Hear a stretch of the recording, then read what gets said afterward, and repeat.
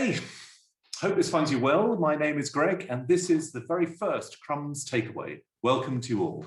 This is a free conference for the hospitality sector. So cafes, bars, restaurants and hotels, suppliers, support companies and professional services.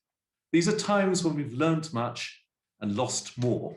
You'll be pleased to know we'll be concentrating much more on the former than on the latter. On our menu today, this is what we have. We're beginning with a keynote shortly, and you'll see we've got one regional, one national, talking about what it is as a practitioner, but what it also means for the whole sector from a trade body's perspective. We also feature the good that people do. We're absolutely not ignoring what a tough year this has been this year, but instead of dwelling on the difficulties, we'll be highlighting some of the extraordinary ways that so many of you have responded so very thoughtfully to this pandemic. Meals for key workers, food for the poorest in our communities, raising money and doing good where you could. And of course, at a time when hospitality was hit harder than almost any other sector. That's impressive. We'll be hearing from 8 companies as examples of the good that people do, 2 each chosen by our editors of Bath Life, Bristol Life, Cardiff Life and Exeter Living in their areas. 2? We could have chosen hundreds, really heartwarming, wonderful tales as our tribute for your magnificent work. And even if these are not your companies or even your cities, we hope that likewise, you'll be especially proud of what's been achieved. We'll run these in 2 batches during this conference, and these pieces, like all of this, will be available on YouTube subsequently. We're having a practical session called This Works For Me, sponsored by GL Law, with insights on how various practitioners are operating now, how they expect to see the year, and we hope some clever and interesting insights on their plans for the rest of the year. You can see there, as elsewhere, we have an absolutely stellar panel. Talking of stellar panels, we end the whole session with our expert panel, and they're drawn from all sectors, all parts of the hospitality areas, and all will be giving their thoughts about what they've heard this morning, but really about the prospects for trading for later in the year.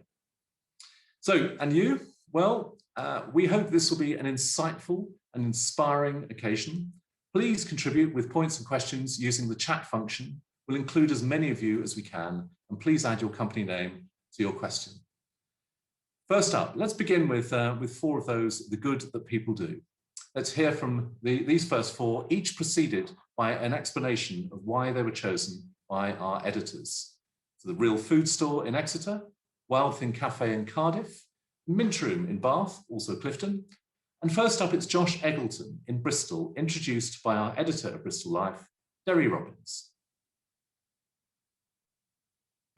They say that if you want something done, you should ask a busy person. Josh Eggleton owns or co-owns 7 major Bristol restaurants, but he's also been doing voluntary work for many years. When the pandemic hit, he took it all up a further notch, literally cooking hundreds of thousands of meals for those that need, working alongside Dom of Pasta Loco and Shona of Emmeline. Josh and Dom also collaborated with Team Love, the Love Inn and the Pipe and Slippers to create Breaking Bread, the food and drink tippy village on the Downs, which not only kept around 100 staff in work last year, but also supported local suppliers, providing a circular economic boost for the whole region. Thank you, Derry. Thanks for asking the questions and getting me on here. Simply put, as you put it, Derry, why did we step up? I mean, there's a gap to be filled, and with everything closing, we had the opportunity to fill that gap, but really, foremost in that message is that this is stuff that we were already doing, stuff we were already engaging with, and as soon as I had a bit of time, a spare resource within my sort of remit of the restaurants that we run, namely not been having to work all over Christmas. For the last 3 years we've cooked at Christmas for Karen in Bristol, so that relationship already pre-existed, and for me, the more I engaged, the more I wanted to do, and the more I realised it can help, and the more I realised that we can make a difference. And obviously, with what happened with the pandemic, means that we did need to step up and we did need to get involved, and we do need to engage with as many people as possible and break down those barriers within community and try and make it as accessible as possible to everybody to engage. And the only way you can do that, for me, one of the best ways you can do that is to lead by example, get on with stuff, inspire people. We're not going to make all the right decisions, we're going to make mistakes as we go along, and we're completely open to criticism and starting to learn from people about how we can engage properly.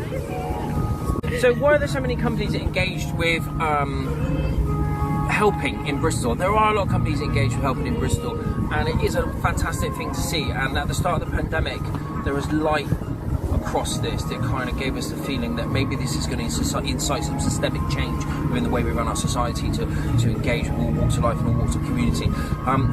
Bristol's a great place for doing that, but Bristol's also a big city, one of the 8 core cities in the country, and there's a lot of communities and a lot of layers to this city, and there's a lot of businesses that don't engage, and we are just the tip of the iceberg. I don't know everything about this city and everything that happens, so I'm not convinced that this is the perfect formula. It's just a start, and actually there's a lot more engagement that's needed. Throughout all 3 lockdowns, the Mint Room, this award-winning, world-famous and much-loved bar favourite, has delivered their phenomenal Indian cuisine meals to frontline staff at the RUH, and not just once for a social media opportunity, but every week. In 1 week in May alone, they managed to distribute more than 320 hot meals. They also provided meals for Bath's homeless community via Julian House, as well as free hot meals to children during the February half term, lending their support to the Marcus Rashford campaign. In 2011, when me and my brother opened our restaurant in Bath called the Mint Room, we were embraced by the local people and they really supported us. So during this pandemic time, it was our duty to support our local community and do what we could do. And if we could put a smile on their face, it made us feel good. I think companies like ourselves contribute so brilliantly is to stay connected with the local community and to stay present. We're looking to open the Roof Terrace on the 1st of May with a new alfresco menu, with a new adventurous cocktail list. We have revamped the whole of upstairs and we're looking to open the whole restaurant on the 17th of May. During the first lockdown, Wild Thing Cafe was involved in an incredible project set up with Hollyoaks to feed the NHS. The project saw so many indie businesses across Cardiff coming together to bring food to frontline workers. Even more impactful, though, is their collaboration with Fizzy Action Events and Catay's Community Centre, who opened Cardiff's first community fridge. Wild Thing is now involved in the food procurement and volunteer management of the project, and they've recently launched a food business partnership so that other food businesses can donate food to the fridge, which anyone has free access to. Hello, I'm Lauren. I'm the owner of Wild Thing in Cardiff. So the reason why we stepped up in this way during the first pandemic really comes down to what Wild Thing's core values are. So we set up in 2019 with the aim to make good food accessible for all. And our first year, 2019, was very much about setting up the cafe, finding our feet, building a customer base, and then starting our social food project. So the aim of the cafe really is to use the profits from the cafe to do community food projects. So at the beginning of 2020, we'd been operating for about a year, and the plan was that full year was going to be focusing on how we were going to do our community food projects, look at food insecurity, and so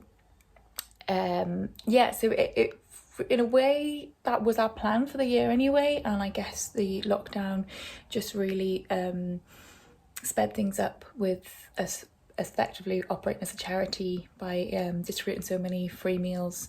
So we made 11,000 free meals, and the reason that came about was I used to work at the Big Issue, and I was talking to my colleague there, and we were talking about how the vendors couldn't go to work, they couldn't sell the magazine, so I realised that they would probably fall through the gaps with different support available, so that's why we started distributing food to them, and then it grew from that.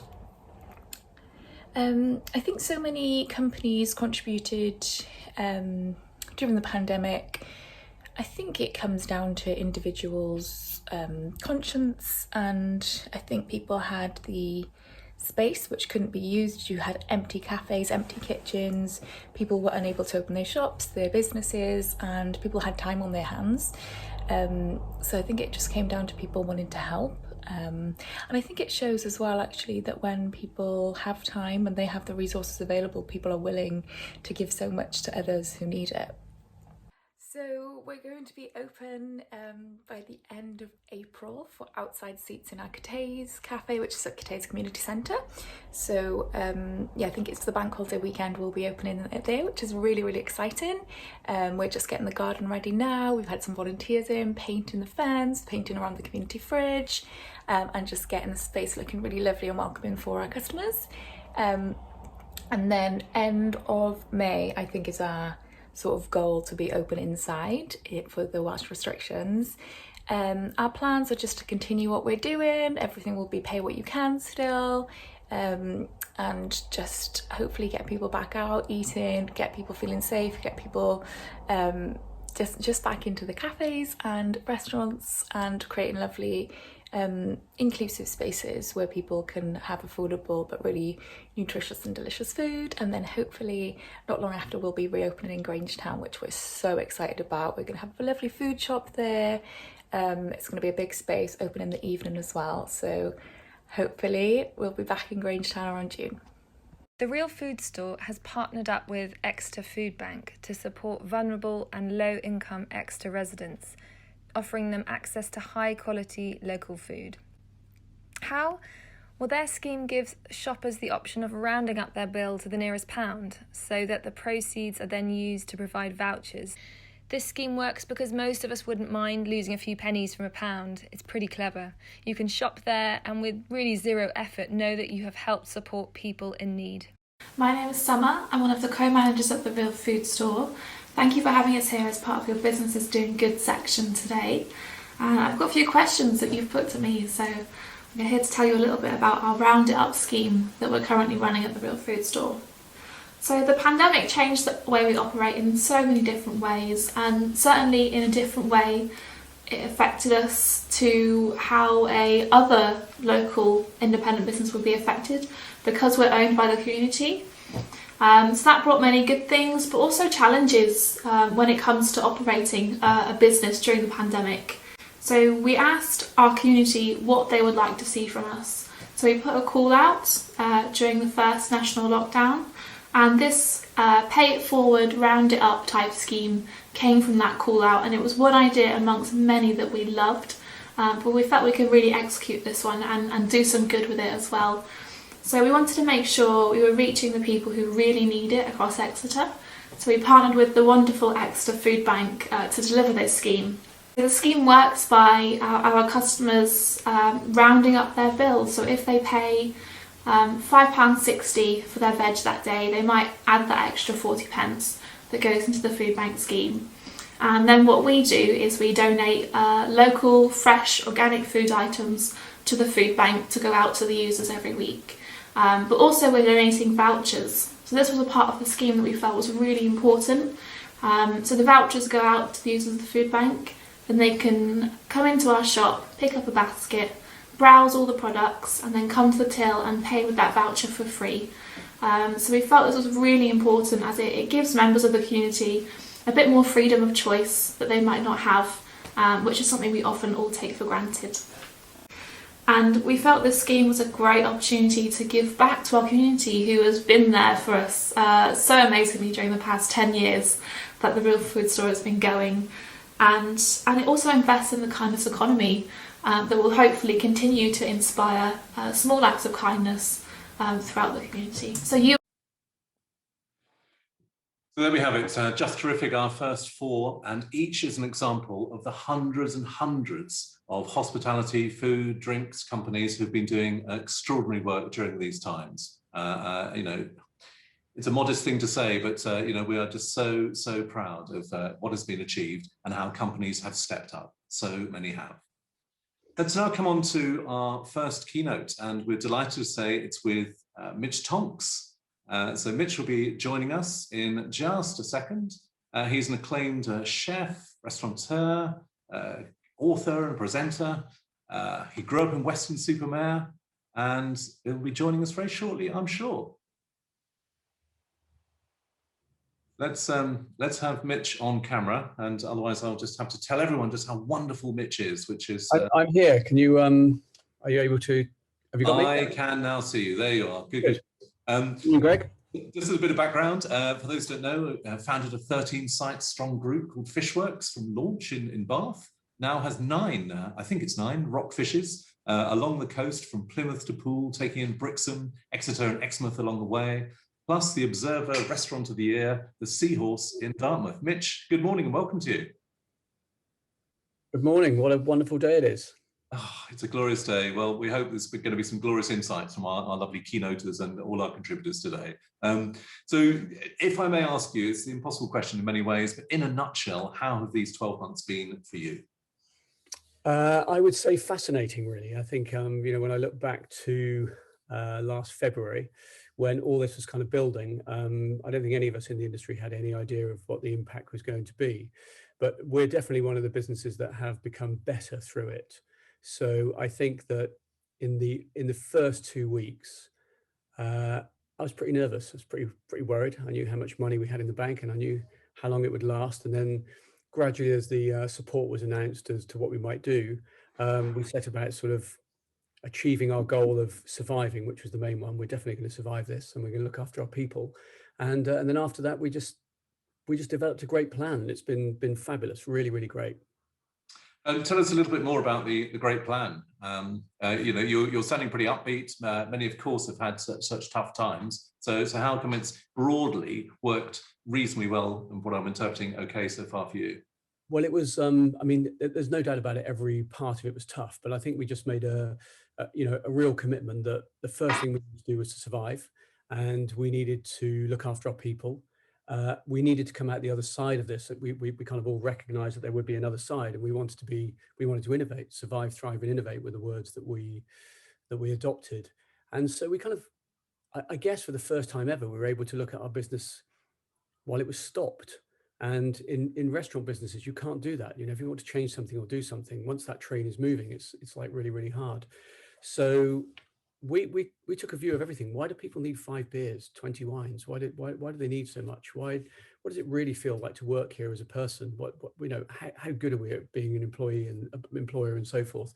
And we literally took the business apart and put it back together in the ways that we wanted to. And we trialed a whole lot of stuff that some customers loved, some customers hated. But the great thing was, under the kind of auspices of COVID, we could try anything we wanted to, really, because that's how it was. And the result has been a kind of more cohesive business, a more efficient business. We were always very strong culturally. And we also then started to develop new opportunities, which has been really interesting. We always had a pipeline. But I also realized that the only way we were going to grow this kind of organization was by opening more restaurants. And I'm not sure, we've seen all those models work from time to time, that once you reach a certain horizon of your capability, quality starts to struggle. And no matter how good we think we are. And that was something I wanted to avoid. So we've kind of developed a completely different strategy for our company, and still involves lots of great stuff for restaurants, but it just means kind of broadening the base of what we do. A little bit more on that. So probably in the near term, at least, may not be more rock fishes, but each is going to be doing more. Is that how it works? Well, what we're definitely doing, and we've got another three rock fishes in the pipeline. But the one thing I've always loved about what we did was our business is all about seafood. So everything we do is based upon having amazing fish and everything else. So we invested in a fishing boat just pre-lockdown. So we started catching fish. During lockdown, I sort of thought, how can we get this amazing seafood to people? I mean, fishmongers was where I started, and I still have this passion for selling fish and getting great seafood to people. So we set about sort of thinking, how could we, with Sainsbury's closing their fish counters, with the seismic opportunities that were happening in direct-to-consumer operations from restaurants, and we'd started doing seafood boxes, and we got those up to sort of 500-600 a week, which were relatively simple business. How could we expand on it? So we bought our fish supplier, and then we bought another company next to that has got a development kitchen and distribution capability, and we've kind of bolted all those together. And the idea is that we want to create this incredible seafood business that we can deliver seafood to people's homes in a way that it's perhaps not been done before in this particular way. And we're due to launch that in July. And I really love the idea that for the first time during this, restaurants can become retailers, right? I mean, it's phenomenal, whereas retailers could never become restaurateurs, and we can move into that space. And that's pretty powerful. And might that never have happened without the pandemic, or is this a course of action you were considering anyway? We were considering anyway, but I think one of the wonderful things is that, me and my home, during the pandemic, everything from toilet roll to razors to non-alcoholic beer to all sorts of things are on subscription, and meats and cheeses and things that get sent in. And I love that. I really enjoy working with people directly that I like, that people that have got great ethics. And I think that's kind of helped anybody with an aspiration to want to go and do anything direct to the consumer now. Let's talk about your teams and more generally hospitality teams. It's arguably been harder for teams than almost any sector, because furlough, of course, doesn't cover tips. At least for the front of house staff, tips are a significant part. Indeed, many backup, chefs as well. How has that been? How have your teams been during this time? I mean, they were our priority really in terms of how do we look after people and make sure they're okay. So we topped up quite a lot of people's wages, especially those that are on bigger salaries than the furloughs amounts, our senior people, and we made sure that they had enough money to meet all of their financial commitments at home. And I kept in touch. I realized the kind of importance of communication during this period of time, which we were always pretty good at. But Laura, our comms director, was just incessant about, weekly comms. You've just got to do weekly comms. And that's what we did. We just spoke to everybody every single week about what was going on. We got some of our staff to voluntarily give their time to sort of sell produce from producers that we used to work with, or we were working with pre-pandemic, and create a little market here in Brixton, which was fantastic. We landed our fishing boat direct to people, which was, one of the first times this had sort of happened. It was fantastic. We got all of our people involved. And I think the other thing that happened as well was, like, here we are on Zoom today feeling like it's pretty normal. Pre-pandemic, it wasn't normal in our business. I mean, I was talking to people about maybe we should go to video conferencing rather than con calls and meetings. And suddenly my senior team, I would meet with them 3 times a week while we were managing the crisis. And now we still meet. I'm going to jump out of this straight onto my Monday morning call with my guys. And we all look forward to that Monday morning Zoom chat. So much has changed, but communication was the thing that was brilliant for us. And how do you see this year for your company or companies, but really for the sector as well? Is it, there's one economist who's talking about an uncoiled spring that the economy is just going to unleash with what some people are referring to as revenge spending, instant bounce back, etc., or more cautious. Where are you? I'm very much on the optimistic side of things. I think, people have realized, valued life and everything else so much more during this period. So they're going to come and live it, right? I mean, we've all had everything suppressed for some time. And the last week where we've, certainly on the coast here, there's been an incredible amount of demand for restaurants. So I'm hoping that's going to continue right the way through the summer. And without, freedom of travel so much, we're all going to benefit in the areas where we are. But there's no doubt about it. We certainly have a company of, we've got debt that we need to repay, and everybody's taken all that on board. So we need these good times to be able to get through. Yeah, and where are you on the good times at the moment? Sort of tentative reopenings with takeaways this last 7 days? Oh no, we're full on. I mean, we opened every restaurant, and we opened even the restaurants that could only do 4 tables outside. We opened doing 4 tables, and what's been amazing is that we realized that our customers had missed what we do.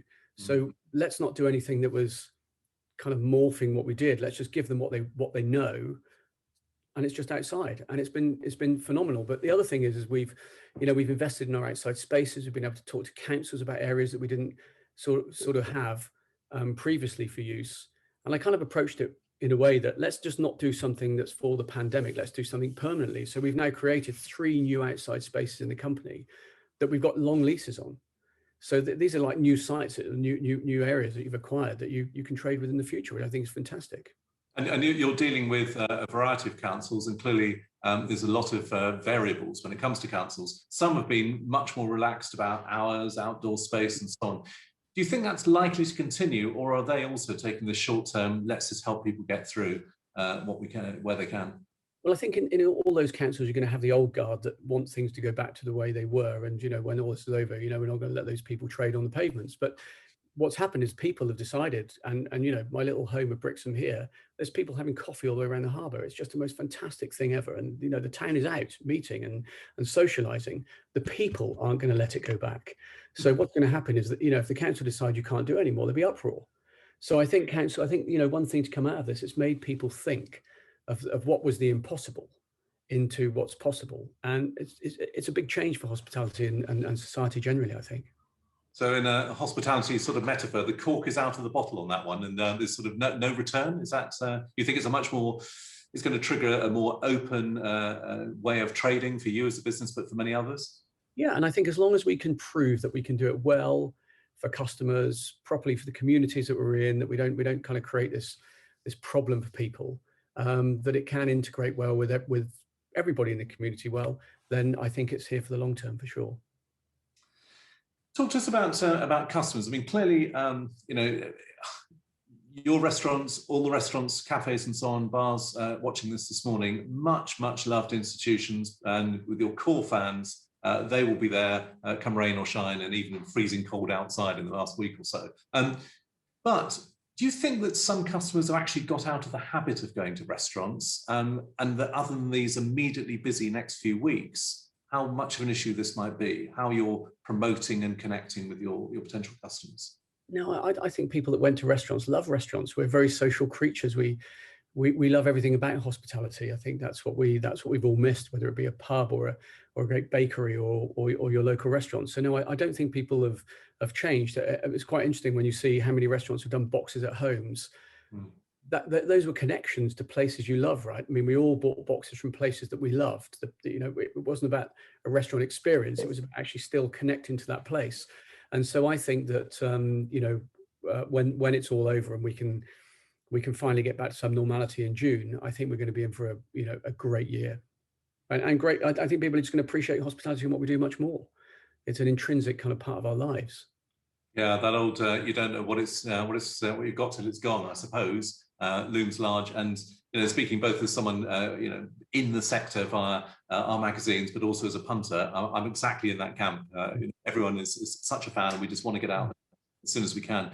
Tell us a little bit more, if you can, about the new potential rockfishes. Can you tell us the locations? I'm assuming they're all coastal.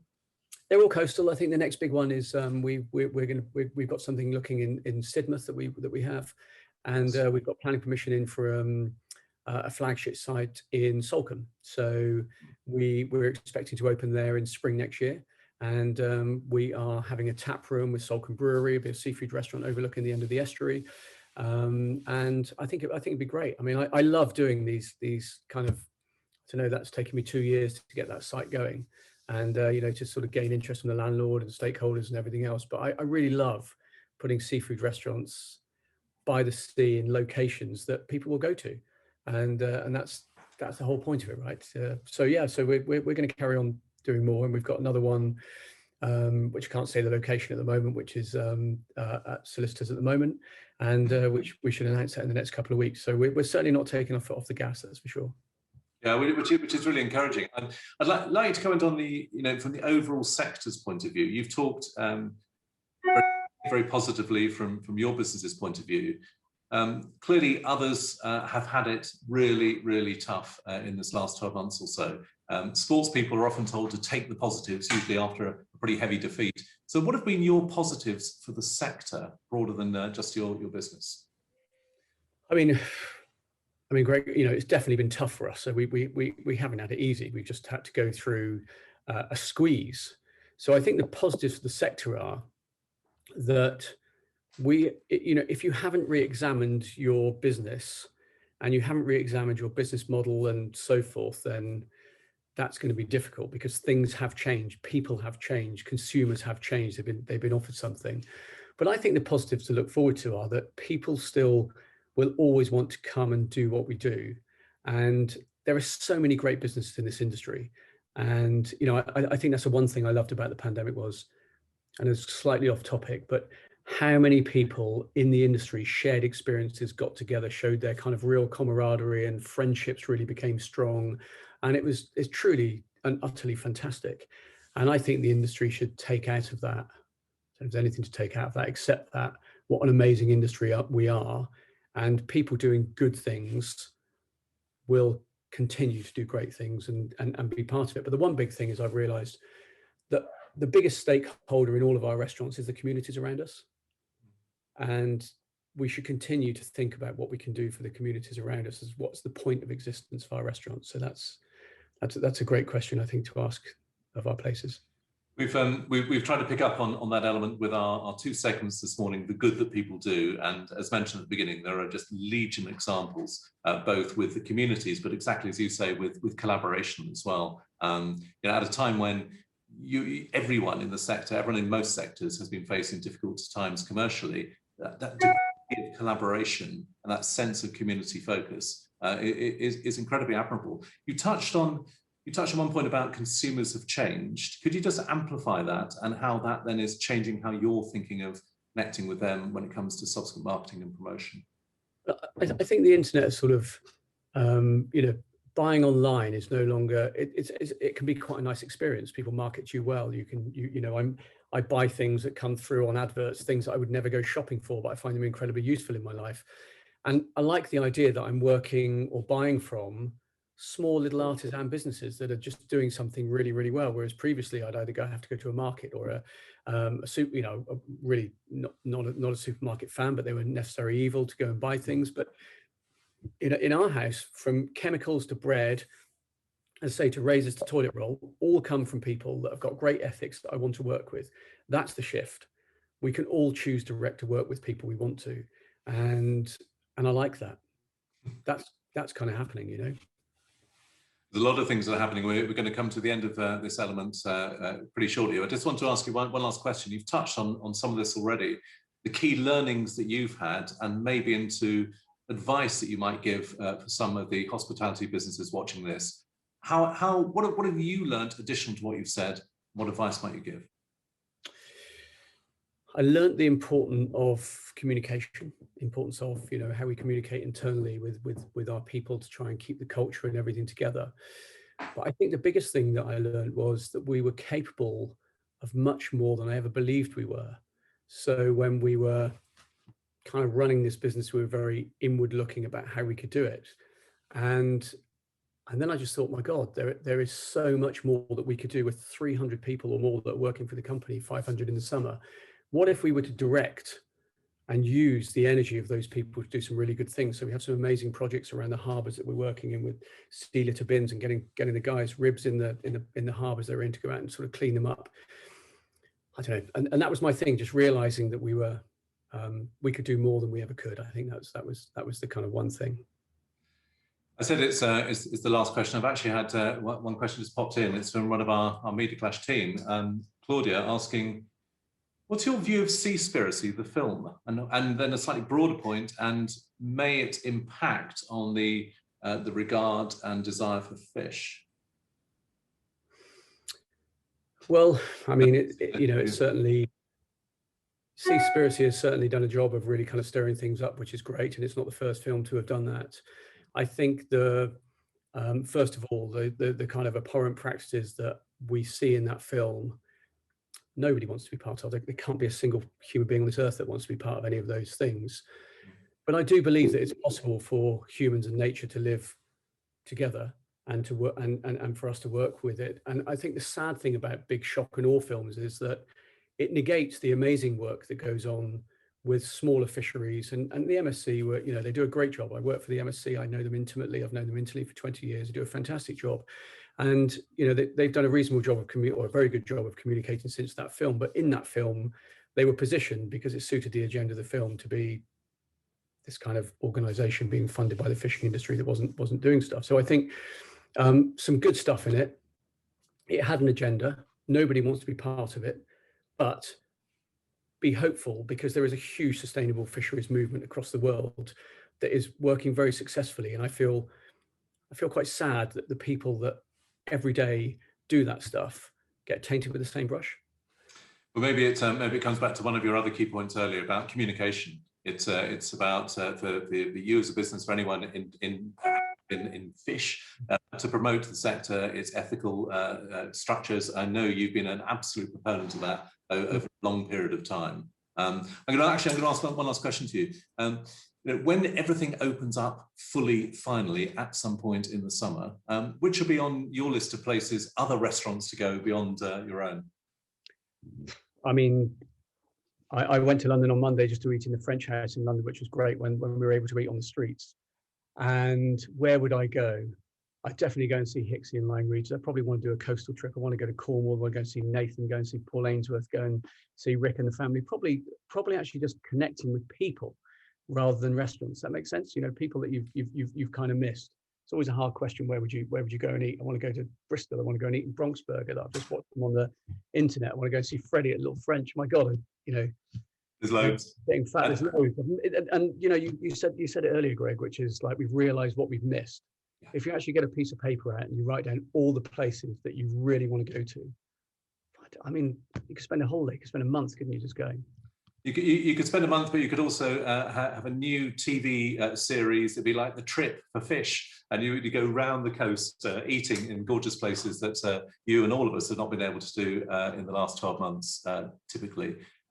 Mitch, to you, to your crew, your teams, your staff, your potential new outlets for rockfish and so on, all the very best in the coming weeks and months as you open up, and thank you for this morning. Thank you. Pleasure. And good luck to everyone. We're all in it together, and let's look forward to a great year. Very good. Bye. Thank you, Mitch. Yeah, that was great. I mean, it's inspiring. We know, of course, it has been tough, and we've also known that a couple of things, just how incredibly adaptable and versatile so many hospitality businesses have been. And again, that point about camaraderie, collaboration comes to the fore. We're going to interrupt these proceedings for just a minute or two to hear a word about our own magazines and awards and how we seek to promote and support the food and drink scenes in the region. Have a look at this. Good luck to all restaurants, bars, cafes and hotels opening up again from all of us at Bath Life, Bristol Life, Cardiff Life and Exeter Living. We have so missed you. We'll be backing you in our magazines every issue. We feature food and drink news stories, promoting what you're doing, new openings, new menus, clever ways of encouraging people to return to sample your food and drink. And reviews of restaurants and cafes, celebrations of foodie festivals and events, and special recipes, cocktails as well as food. And sometimes even on the cover. Scrumptious, enticing, unmissable offerings to thousands of readers, your customers, every issue. And our awards feature food and drink strongly. Best Cafe, Best Foodie Pub, Best Food and Drink Producer, Best Bar and Best Restaurant. We highlight the best finalists in all these food and drink categories and give you assets to promote your success. Please do enter our awards. Of course, it's been the toughest of years, but tell us all what you've been doing and how your teams have responded. We're here every day on Insta and Twitter promoting what you do. And we were there with hashtag tweet out to help out, promoting foodie companies on social media and giving free ads to those who actively supported Marcus Rashford's Free School Meals campaign. So please use our magazines, our awards, our social media and our newsletters to tell everyone that you are back, big time. Thank you for your support for us. Rest assured we will be roaring you on this year. Here's to better times for us all. Cheers. I think we can all say cheers to that. And a couple of things, the deadlines, talking about the awards, the deadlines for each of the awards are looming. Bristol Life, for example, closes this Thursday. All details on each of the awards websites. And yeah, it has, of course, been a tough time. So it might seem a little bit strange to enter the awards, and fair enough, but consider this. Firstly, everyone is pretty much in the same position, all having much the same limitations on trading and uncertainties that are now beginning to open up. What matters is what you've done when you have been able to trade and how you've supported your teams, changed your offer, as Mitch has been talking about, or the good that you've done in the pandemic. But secondly, as trading re-emerges, this is exactly the best time to start promoting what you do. The awards are free to enter and there are various free marketing benefits, as was mentioned, for the finalists. But lastly, back to your teams.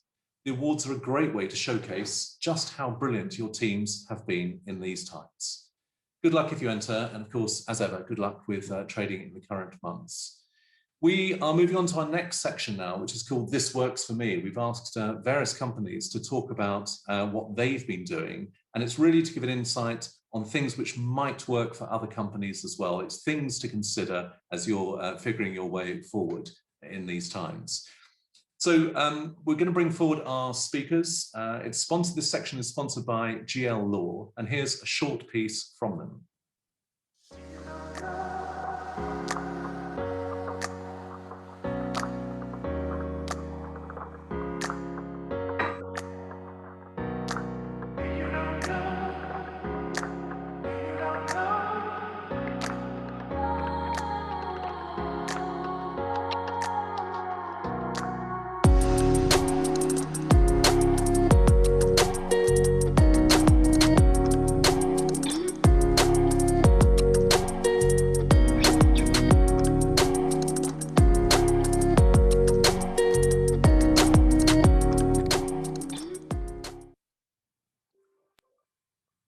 Good, and our thanks to GL Law. Let's have a quick chat now with Don Borel of Bianchi's, that's Pasta Loca amongst many others. Josh Eggleton, again, many others, including Pony and Trap, Salt and Malt, Root, but particularly Breaking Bread.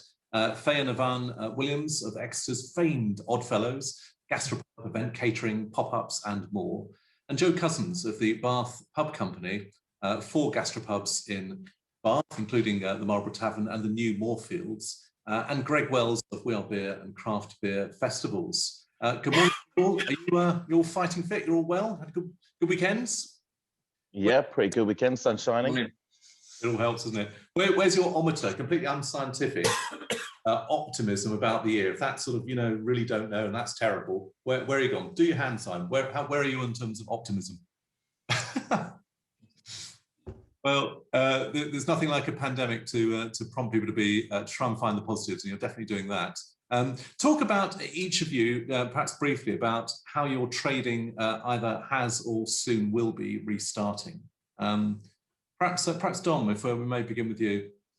We're actually down in one of the in St. Stephen's Street where 2 of our venues are at the moment. We've got newspapers up in the windows and dust everywhere, but we do have a bit of a plan to open the next venues. That's 5 of them in the next 2 months, but obviously we've adapted almost all of them. We've been trading as shops or general stores and delis, so to speak. That's 2 of them, and they've been going pretty well. We've been delivering food at people's houses over the past kind of 3 or 4 months, but in the next 2 months, I think we've got a lot of outdoor dining kind of being developed as we've been given some form of pedestrianisation from the local council. So we're starting with that, and then we are obviously looking at the insides of our venues. And as Mitch was saying earlier, we're kind of developing them off the back of what we feel people might need now. So a little bit more security, a little bit more of an ethical choice in like brands that we're using and partner up with. So that's kind of what we're looking at, but we've managed to kind of maintain our sites just about over the past 12 months, which we're feeling quite lucky about. We'll come back to that increased potential increased ethicality and so on in a moment, and maybe consumer trends and changes. Perhaps ask Joe, how your restarting programs have been working so far. So far, so good. Yeah, we've had a very busy week. Setting a kind of a forecast for the first week was pretty tricky. We were kind of, trying to balance between optimism and realism, but we've blown our forecast out the water. So we've been very busy. We're open at 3 of the 4 pubs. The Marlborough Tavern's closed. We're doing a bit of a refit on that the inside space, and the garden's too small. But we've, along with pretty much every hospitality business, been developing the outdoor space. We did a big project up at the Hare and Hounds. We refitted the existing outside bar and took that up a notch and put an all-weather decking area there and landscaped the area. And that's been hugely popular. We put some marquee roofs over the upper terraces so we can take reservations up there. And they've been busy. Moorfields and Locksbrook likewise. So the demand's not the problem. The challenge is to make sure that you're able to meet that demand properly and make sure that every customer goes away happy. I know that we've had a few niggles with wait times and so on. So we've got some meetings today where we're going to look at what went well in the first week and try and adjust it. because that's obviously you always want to have happy customers, happy staff, and decent sales. At the moment, we need a bit of a tweaking to get there. It sounds as though normality is fast intruding. So, wait times will be, we'll soon be back to the issues of no-shows and all that good stuff. But I guess those are sort of blessings by comparison with where most businesses have been. Yeah, I'd say the demand's there. It doesn't feel normal. It just feels, we're so used to kind of breaking and reinventing our operating models at the moment, but you have to constantly, look at it, tweak it, change it to try and improve it. Yeah. Greg, for you, where are you up to on thinking about re-emerging? And just tell us a little bit about your business as well. Yeah, so we have the one in Bristol is the Bristol Craft Beer Festival on Harbourside, but we have events in London, Manchester, Birmingham, Edinburgh, and this year starting a music festival based out of sort of craft beer and independent food. Yeah, it's been a challenging year. We actually did get a festival happen in Bristol last year in September, which was, no small operational feat, working with a lot of, guidance and public health locally, and just a massive effort from our team. And then the numbers nationally meant that the rest of the year went. But that gave us a playbook and confidence really for this year. So we have 2 events pre-June 21st, Bristol Craft Beer Festival and Bigfoot, our new music festival. So they will operate under step 3. And then we're obviously hoping that June 21st happens and the rest of our portfolio of events can happen. We're not imagining a total restriction or removal of all restrictions, I should say. We're being smart with that. But yeah, confident. And just to echo Joe, I think, we're in this slightly odd situation where demand for stuff is through the roof. Our sales are well above, multiple times where they'd normally be. The challenge for us is just making sure operationally we're on point and, making sure we protect all of the value in our brand and our relationships with all of the brewers and sponsors and everybody else. Good. Faye and Yvan, for you, as I mentioned in terms of the multiple ways in which you have traded previously, but how has it been this first few days back, and how are you looking ahead to the summer? Well, so far we've gone and enjoyed the beer gardens of Exeter and cycling and things like that. We don't have a big enough outside space to open, and our other side of our business is event bars, and we've got one that starts on the 1st of May for 10 days, which is within the city centre, within Princess Hay, pop-up street eats.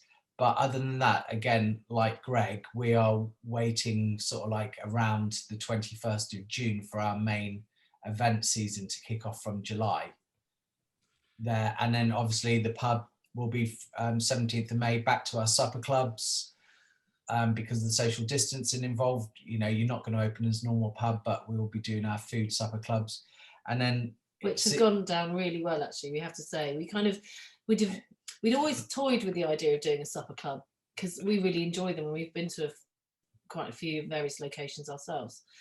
And when the pandemic hit, we had to reimagine our dining space and how we could maximise it. And doing a supper club was such a good idea because it's such a good way of controlling your costs, because it's all pre-booking and prepaid. You're not worried about how many bums you're going to get walking through the door. So for us, it was great, and they were fully booked every weekend, and we're really looking forward to opening up, when we can, and running the supper clubs again. So that was just I'm really pleased that we did that, and I think it's something we're going to continue with for quite a long time, actually. And again, we'll come back to the what you've learned and what will continue point in a sec. Josh, hello again. So how have you been, and what have you been doing? Oh, not much. So yeah, it's been pretty busy. We have, last week was really, really busy. So we've got quite a lot going on from Bristol Beer Factory to opening the Arnold Feeney on the quay there, and trying to really establish our outside spaces and kind of create safe environments for our staff to operate in, and B, customers to come to and feel welcome to, because it has kind of really kicked off, and we expected that as well. So for me, it was about trying to create those systems where we've got good hospitality, we've got good service, and we've got our staff operating in an environment that they don't feel like too pressured, because you know, going from 0 to 100 within these environments it's been crazy. And that's something we've really gleaned and learned a lot from Breaking Bread last year, really. And I think it's important to say that Dom is an equal partner in Breaking Bread, and we created that together.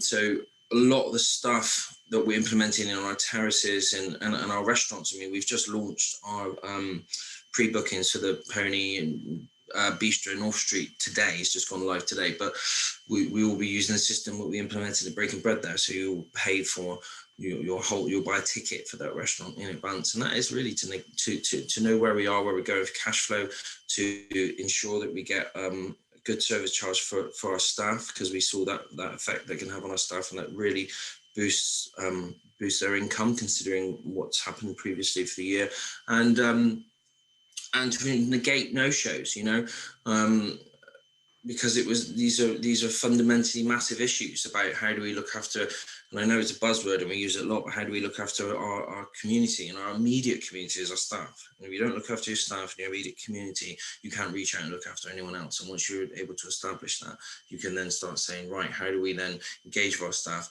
to reach out and look after our immediate community where they're around us? And that's what all of our staff have been doing for the last 12 months, really, and they're still doing it now. They're still making, tomorrow we're making 400 meals for Care in Bristol, you know, and stuff like that. So that lots of that is happening all the time. But now the big task is about how do we get open? How do we make sure everybody is in a good working environment? How do we continue that work? And we got a solid plan in place to make that happen, really, because we have a huge resource to achieve that.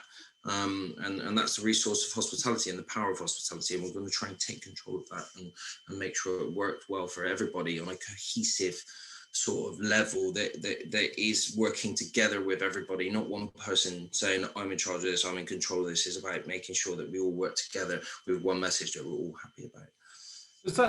To take one specific point there about the no-shows, which is just a blight of the sector. Given that supply is more constrained for all the obvious reasons, at least in the short term, does that actually give hospitality businesses the greater opportunity to say, pretty much as you've done with your ticketing, to say, you know what, we're going to pre-charge, if not in full, maybe in part, so that they may well obviate the no-shows? Joe, I'm going to ask you on that point about, does this give you that platform essentially to shift the business a little bit to avoid those no-shows?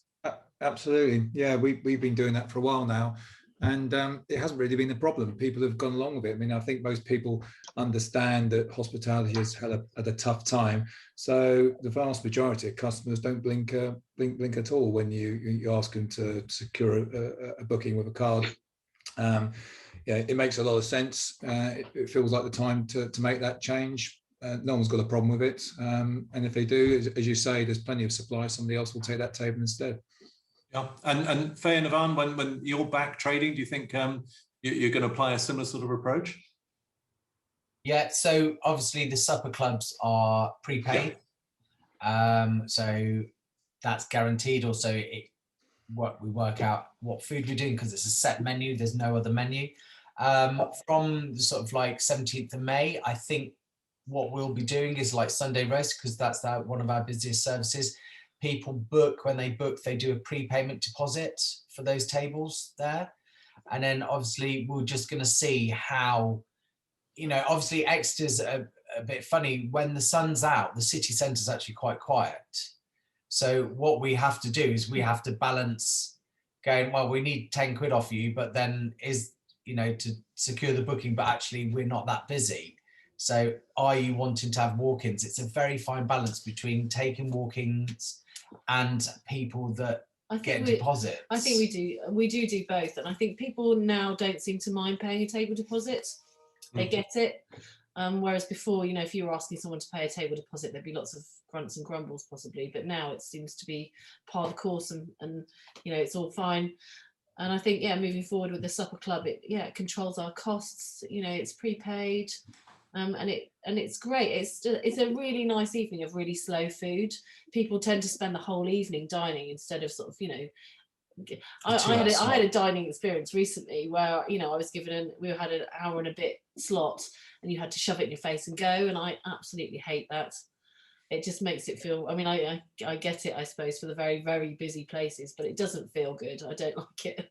Yeah, it's a process. Let's come to Dom and ask you about you know, what's been new or different in either your offer or your thinking now.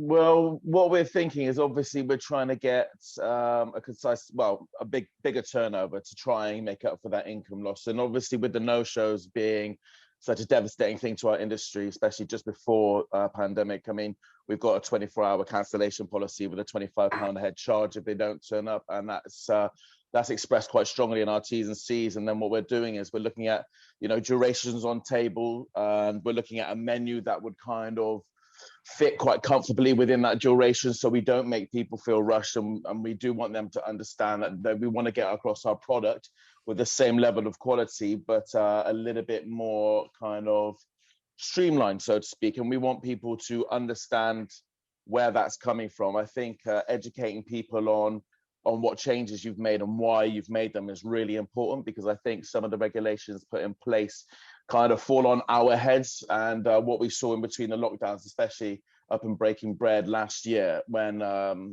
the curfew came to 10 p.m, trying to express to people that that was for safety, and that was also out of our hands, because our staff are on the front line of that. I think educating people is super important. How do you each currently, and looking forward, how do you each try to reassure your customers, whether at actual premises or at events, that it's this is a, you know, a secure and enjoyable environment? Well, I mean, once again, it's coming down to that education. I mean, people, especially up in Breaking Bread, again, can see that we've got temperature checkers, sanitizers everywhere. We've got laminated T's and C's on tables. We've got our staff on the front line and the first point of contact stating that this is what we've done, this is why we've done it, and this is what we're asking you, whether it's sanitizing on arrival, wearing masks when you stand up and whatnot. But obviously, we're keeping a good energy behind it, and a great level of customer service to kind of reinstate that we are in a good place. We are making the most out of this. And I think, you know, that good energy rubs off on a lot of people. And I think that first point of contact is super important, you know, a level of understanding that, yeah, this is not what we're used to, but moving forward, this is what we're going to have to get used to, and we can still have fun with it, you know. I think just clearly communicating it to customers is important, because everybody's you know, aware that these rules keep changing. So I think an awful lot of customers aren't really up to speed on what they can and can't do.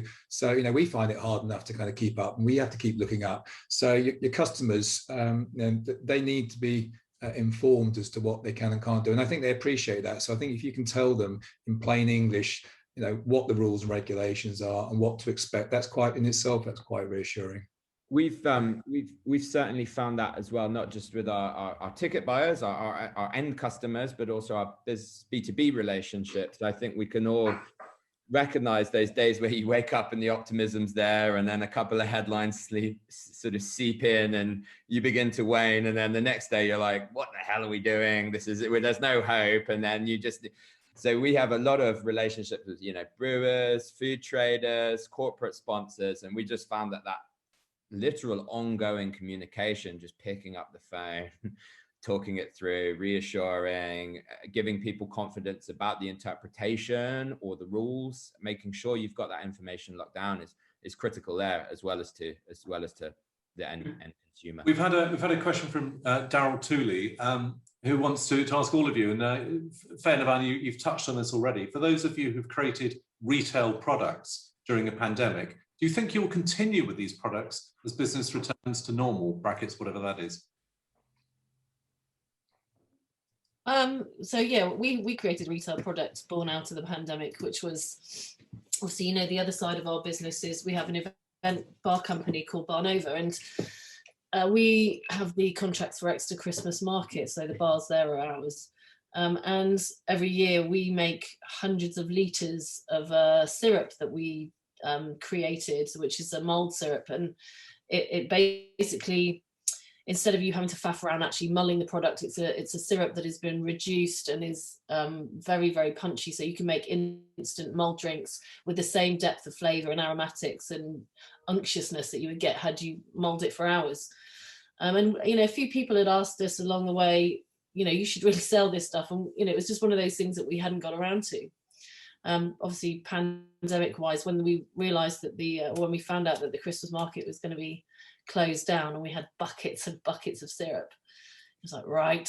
So, we had not a lot of time to turn it around, to develop the branding, the labels, to how to figure out how to generate a barcode, which we've never done before in our entire lives, and all the stuff we had to do to get it on the shelves. But we did it, and it went so well. It was amazing. We couldn't keep up with the demand, actually. We had to make more.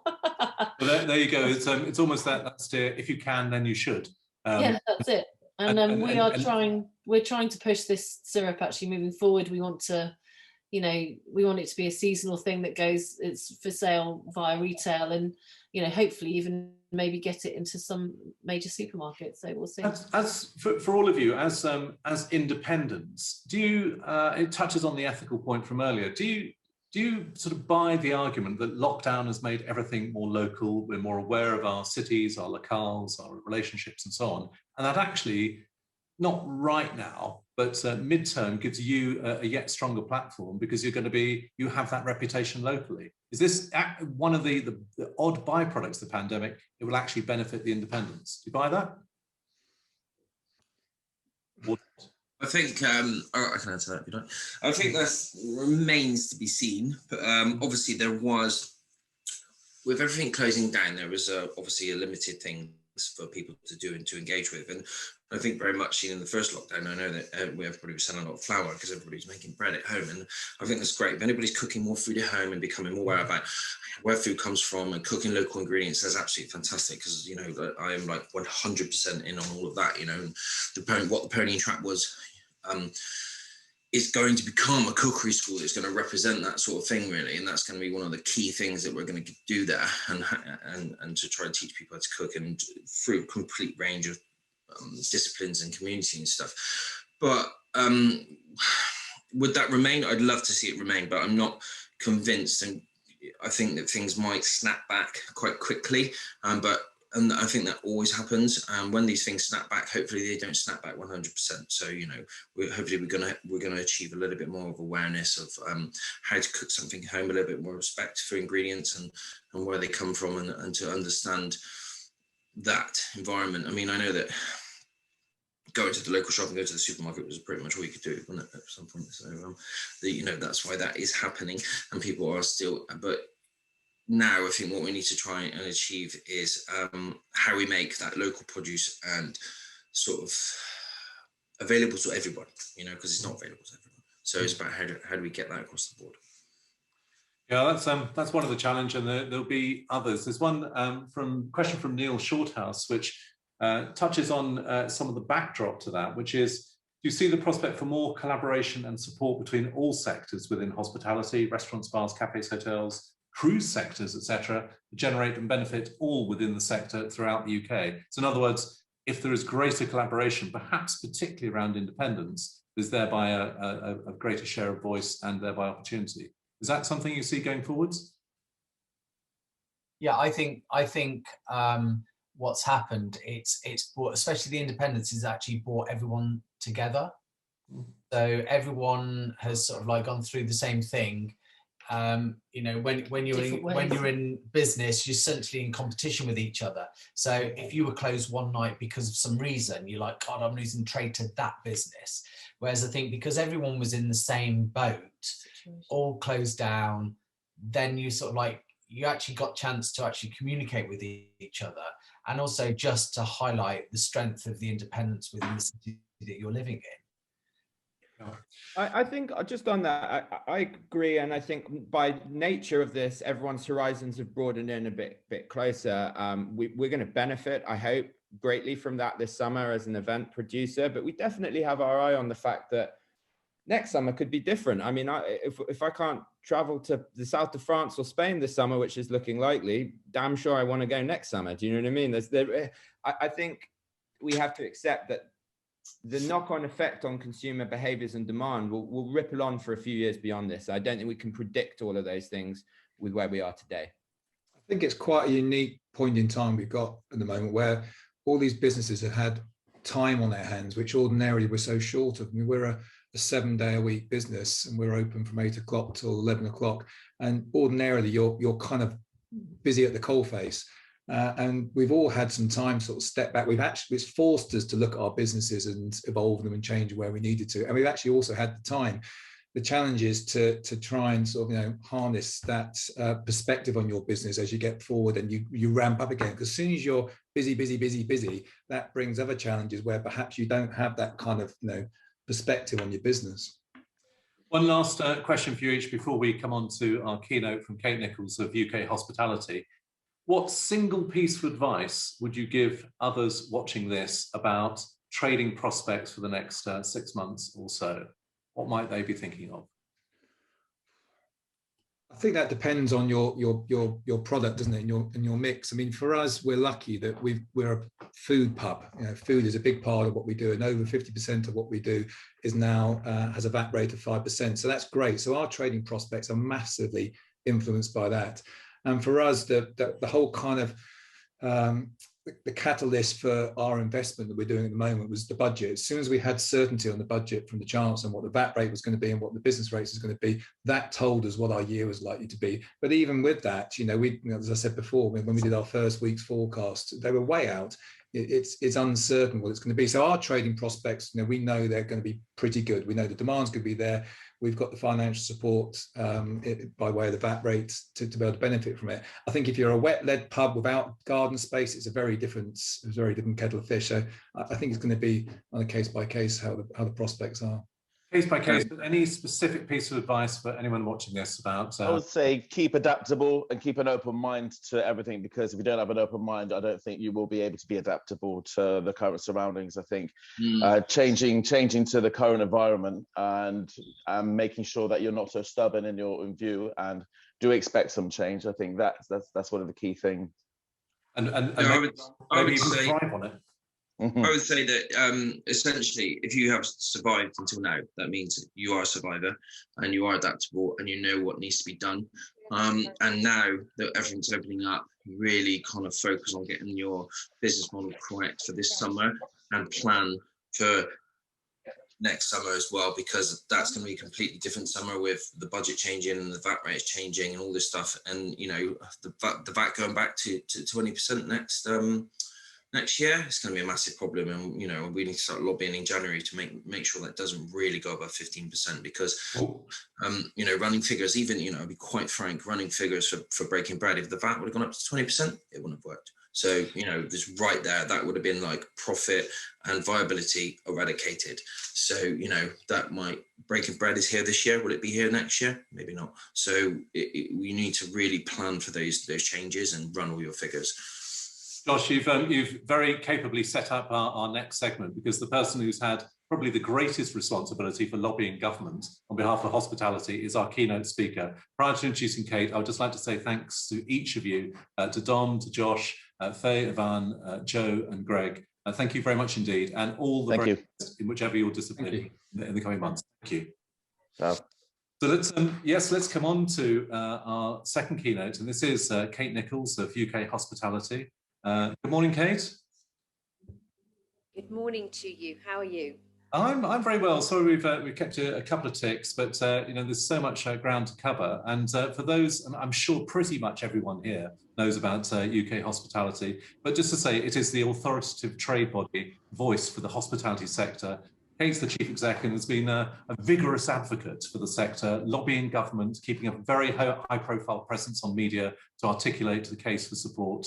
And we've asked her to present on the national picture, the economic impact on and importance of the sector, government initiatives and outlook for the year. And yeah, we'll have time for a few questions afterwards. Kate, you've got a few thoughts initially, then we're going to some Q&As. So the floor is yours.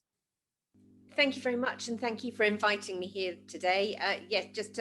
We represent the whole of the sector, from food to go, coffee shops, takeaway, right the way through to hotels, pubs, bars, restaurants, everything in between.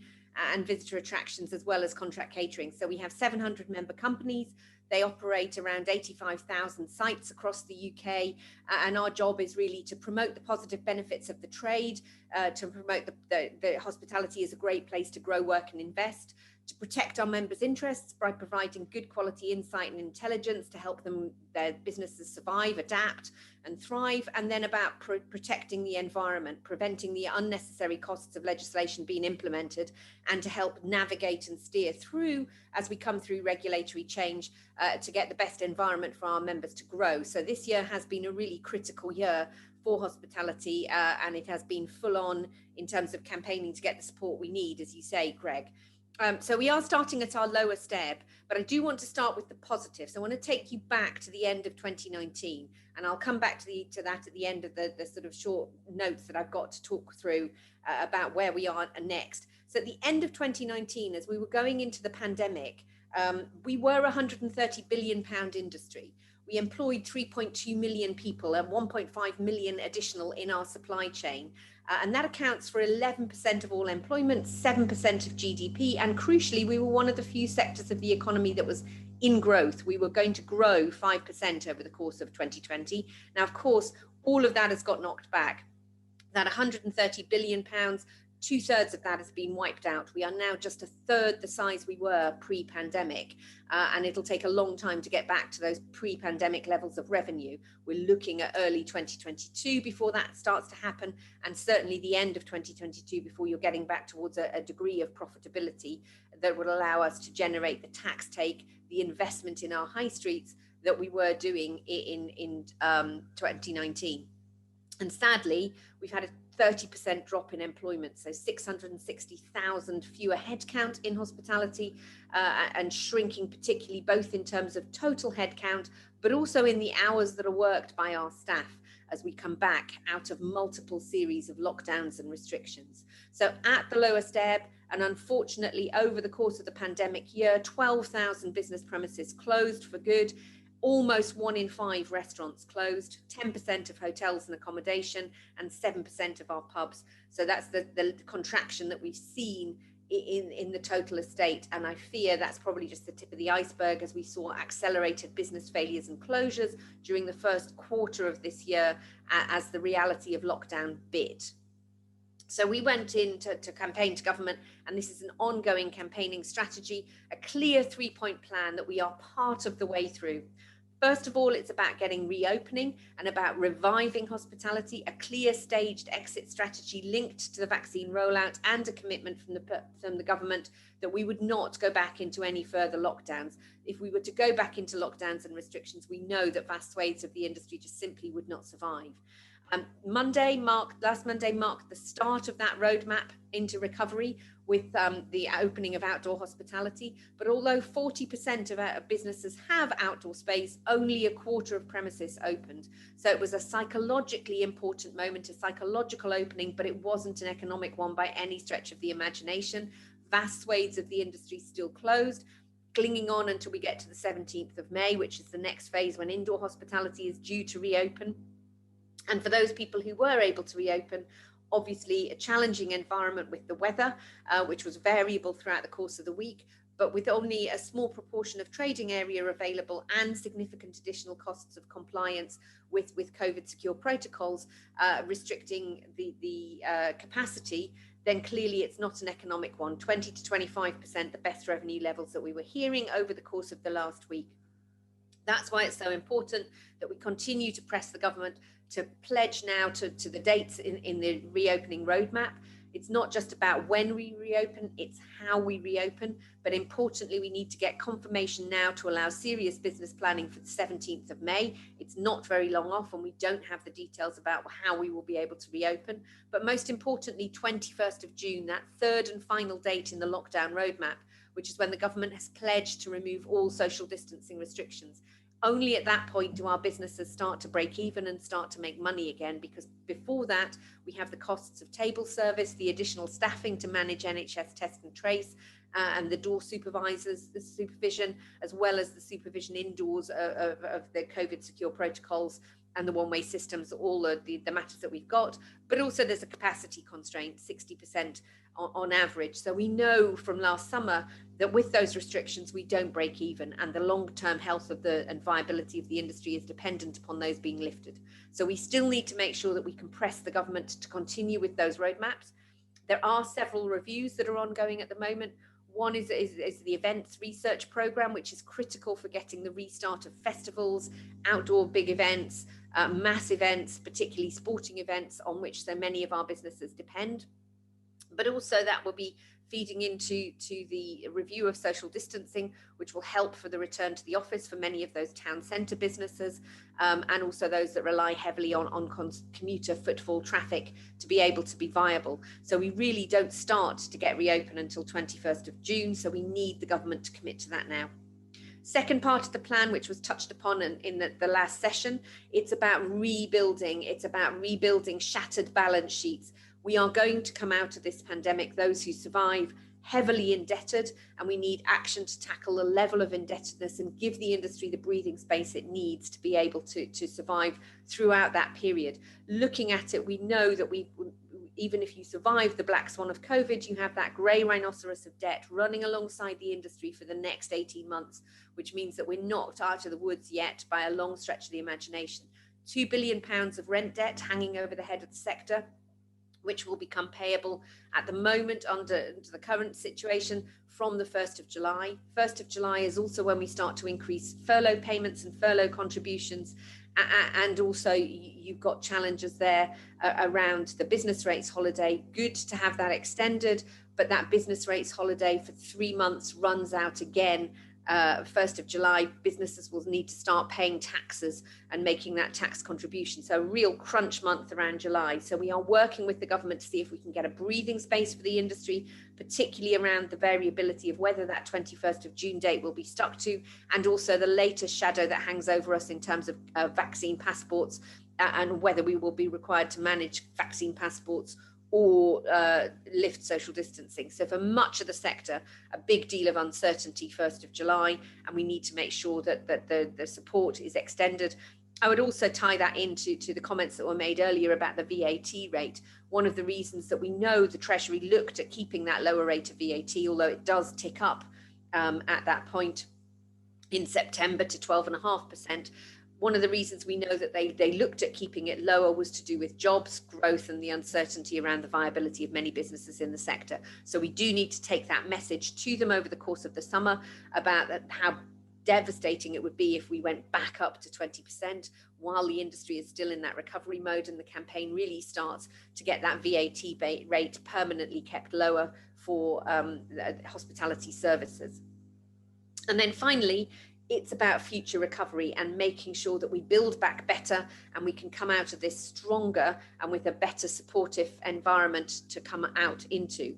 The structural reform that is needed around business rates, holidays, reductions, contributions, they're all great, but they are sticking plasters. And it is now almost 7 years since the government at the time pledged root and branch reform of business rates. But one thing that's emerged out of the pandemic is that you had certain businesses that have thrived and grown and developed, but you've also had an acceleration towards online, an acceleration to at-home working, which means that the current system of taxing property and taxing business as part of that just simply isn't fit for purpose in the 21st century economy. So we need root and branch reform of business rates so that our businesses can look to long-term viability and survival. And alongside that, I think long-term reform of Landlord and Tenant Act provisions to be able to help address and provide a reset moment around the rents that are going to be challenging us coming forward.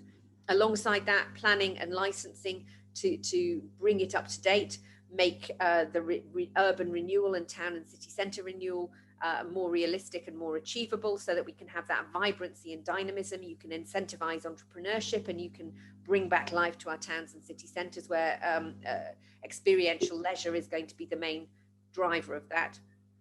And then finally, to pick up the work that we started with the tourism sector deal, looking at careers, skills, and development within our industry. How can we make sure that we're delivering jobs growth and investment at all levels of the country, and importantly providing opportunities for those who've lost their jobs through the pandemic in parts of retail and distribution where you've seen structural change, the travel and tourism industry, but also for our young people who are coming out into what is going to be a challenging environment. 1.5 million 18 to 24-year-olds due to be coming out of education and into short-term unemployment.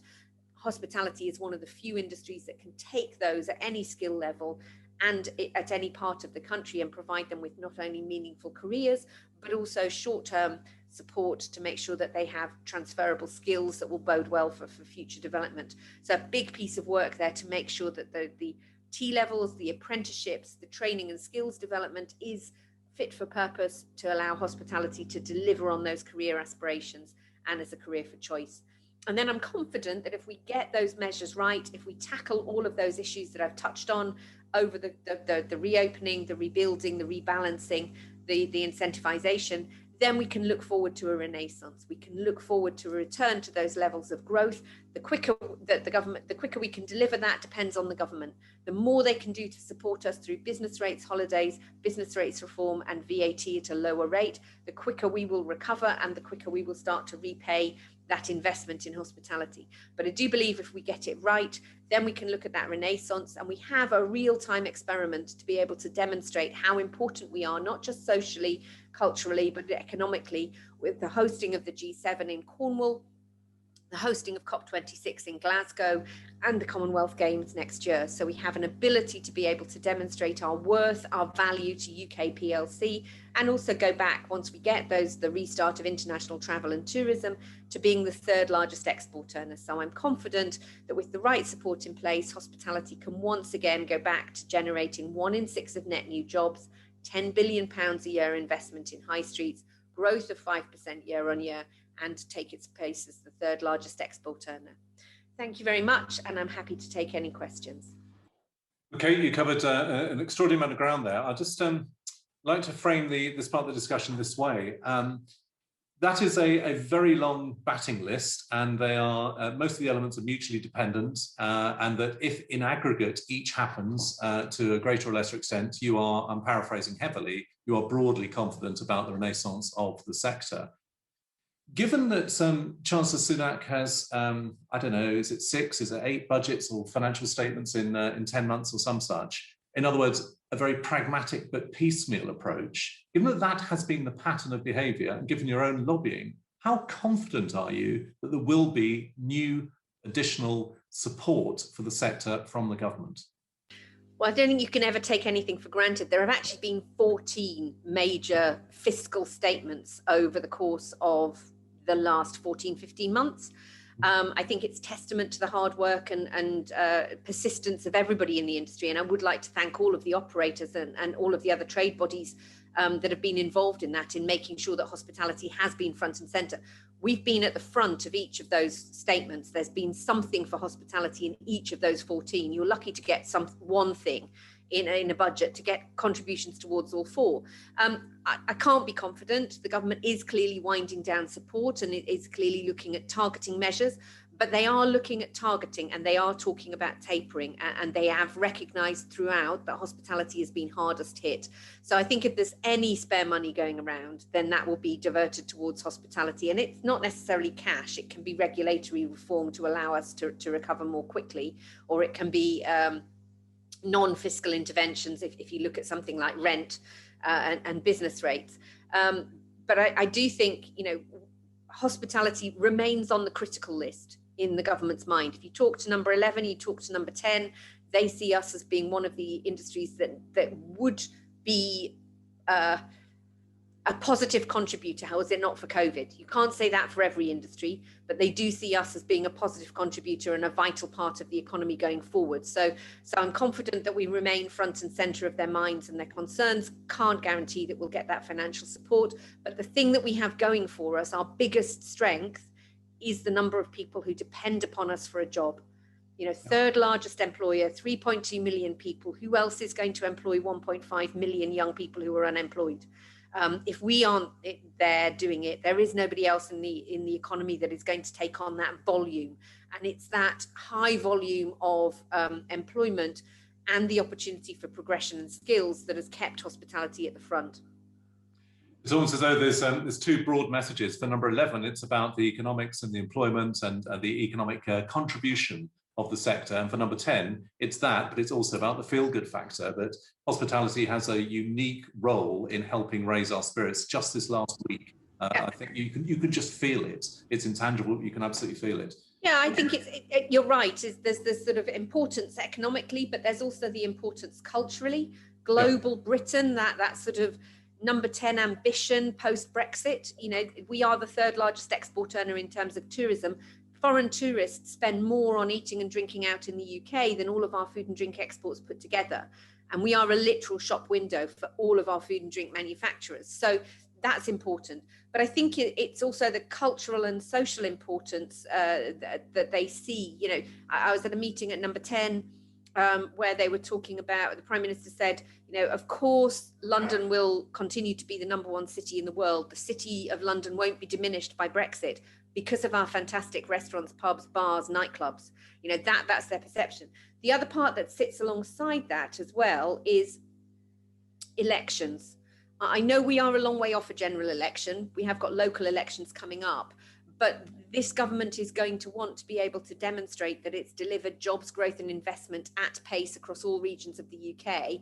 And how do you demonstrate that you've improved somebody's lives? You know, a rail link is brilliant, takes a long time to deliver, but the impact on your high street and empty shops, etc., is going to be a visible evidence of that. So I think all of that bodes well for us being able to position hospitality as the solution to what the government is wanting to deliver. I wanted to pick up a financial paradox with you, that by many estimates, there's a huge amount of money saved, or at least not spent by individuals. One estimate is 180 billion, some of which will flow through naturally, whether it's the revenge spending people talked about, or simply you have places you can spend your money in whichever form. And yet there are many consumers who are extremely cautious about jobs, employment, their own financial destiny, and so on.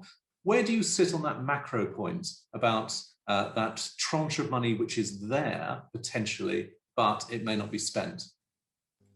Oh, I think you're right. I think there is that sort of, it's a tale of two cities. It's a tale of two nations, where people like myself, who've been fortunate to work all the way through, who've been working from home, have saved money on the commute, have saved money on the coffee and the sandwiches and the eating and drinking out, they will go back and feel confident enough to spend. I think the question is, can we make sure that they spend with us rather than going away potentially on foreign holidays, that they will want to buy experiences. So I think from the experiential leisure point of view, that's really positive. But there is this nervousness, and we saw it post-Brexit as well, that there was a longer lag for customers to feel confident enough to spend, even though their own financial circumstances were there. And I do believe that the economic impact, that long COVID for the economy, hasn't fully fed through yet, and people are quite nervous about what happens when furlough starts to unroll. So I think, you know, we still have to live with COVID and the impact of COVID for the next 18 months. We aren't going to be able to say with certainty how that recovery and where that balance is between deposits and caution until we get through that. And you also have your twin problems, if you describe them as the black swan of COVID and the grey rhinoceros of debt, and debt as a burden for businesses, as precisely they start to pay the interest, at least, on their Sybil's loans, as the rents start to increase and so on. The debt burden is going to be an inhibitor. So is that, you've got a lot on your plate, culinary metaphor, but is the debt burden, the more macro picture, is that your key priority? I mean, how prioritize on all these areas? I think all you can do is break them down into what's immediately before you and the issue that needs resolving in the immediacy, as well as looking at that longer term perspective. So, and this goes back to your point about the Chancellor, actually. What we have from government is 3-month thinking. We have no long-term economic plan. We have no long-term structural plan and strategic plan for recovery. Every time they've started to look at that, COVID has hit them again. So I do think that, you know, what the Treasury needs to now focus its attention on is a recapitalisation strategy. We need to be able to find a way of paying down this debt more quickly, recapitalising these businesses so that we can get the economy moving more quickly. The last thing we need is for the next 18 months to be spent paying down the debt we've accrued. And actually, this is one of the areas where hospitality, again, is uniquely hit. If you look at a macroeconomic level, corporate deposits are twice the level of corporate borrowings. In hospitality, it is directly the opposite. So again, it's about trying to get the Treasury now to stop looking at the whole economy and focus its micro attention on hospitality to get those levers moving to restart. I do think long-term recapitalisation and debt is going to be the biggest thing that we need to face. On the way, you've got staging posts, so you've got this rent debt issue that needs resolving, and the government needs to grasp that nettle firmly, and it's going to have to get its hands dirty and intervene.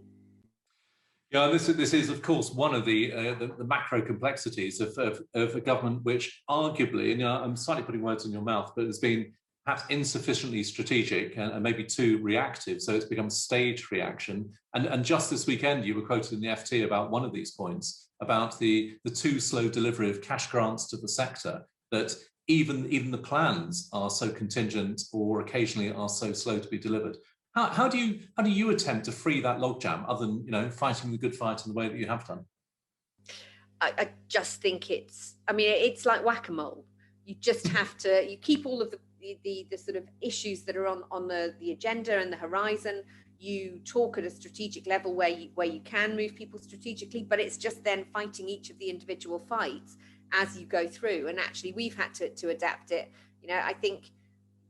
And it's a point that many operators will be familiar with. You can't move beyond your 100-day plan, really. It is just moving at that pace, and you just have to be prepared to adapt it and flex it because of what is going to be thrown at you.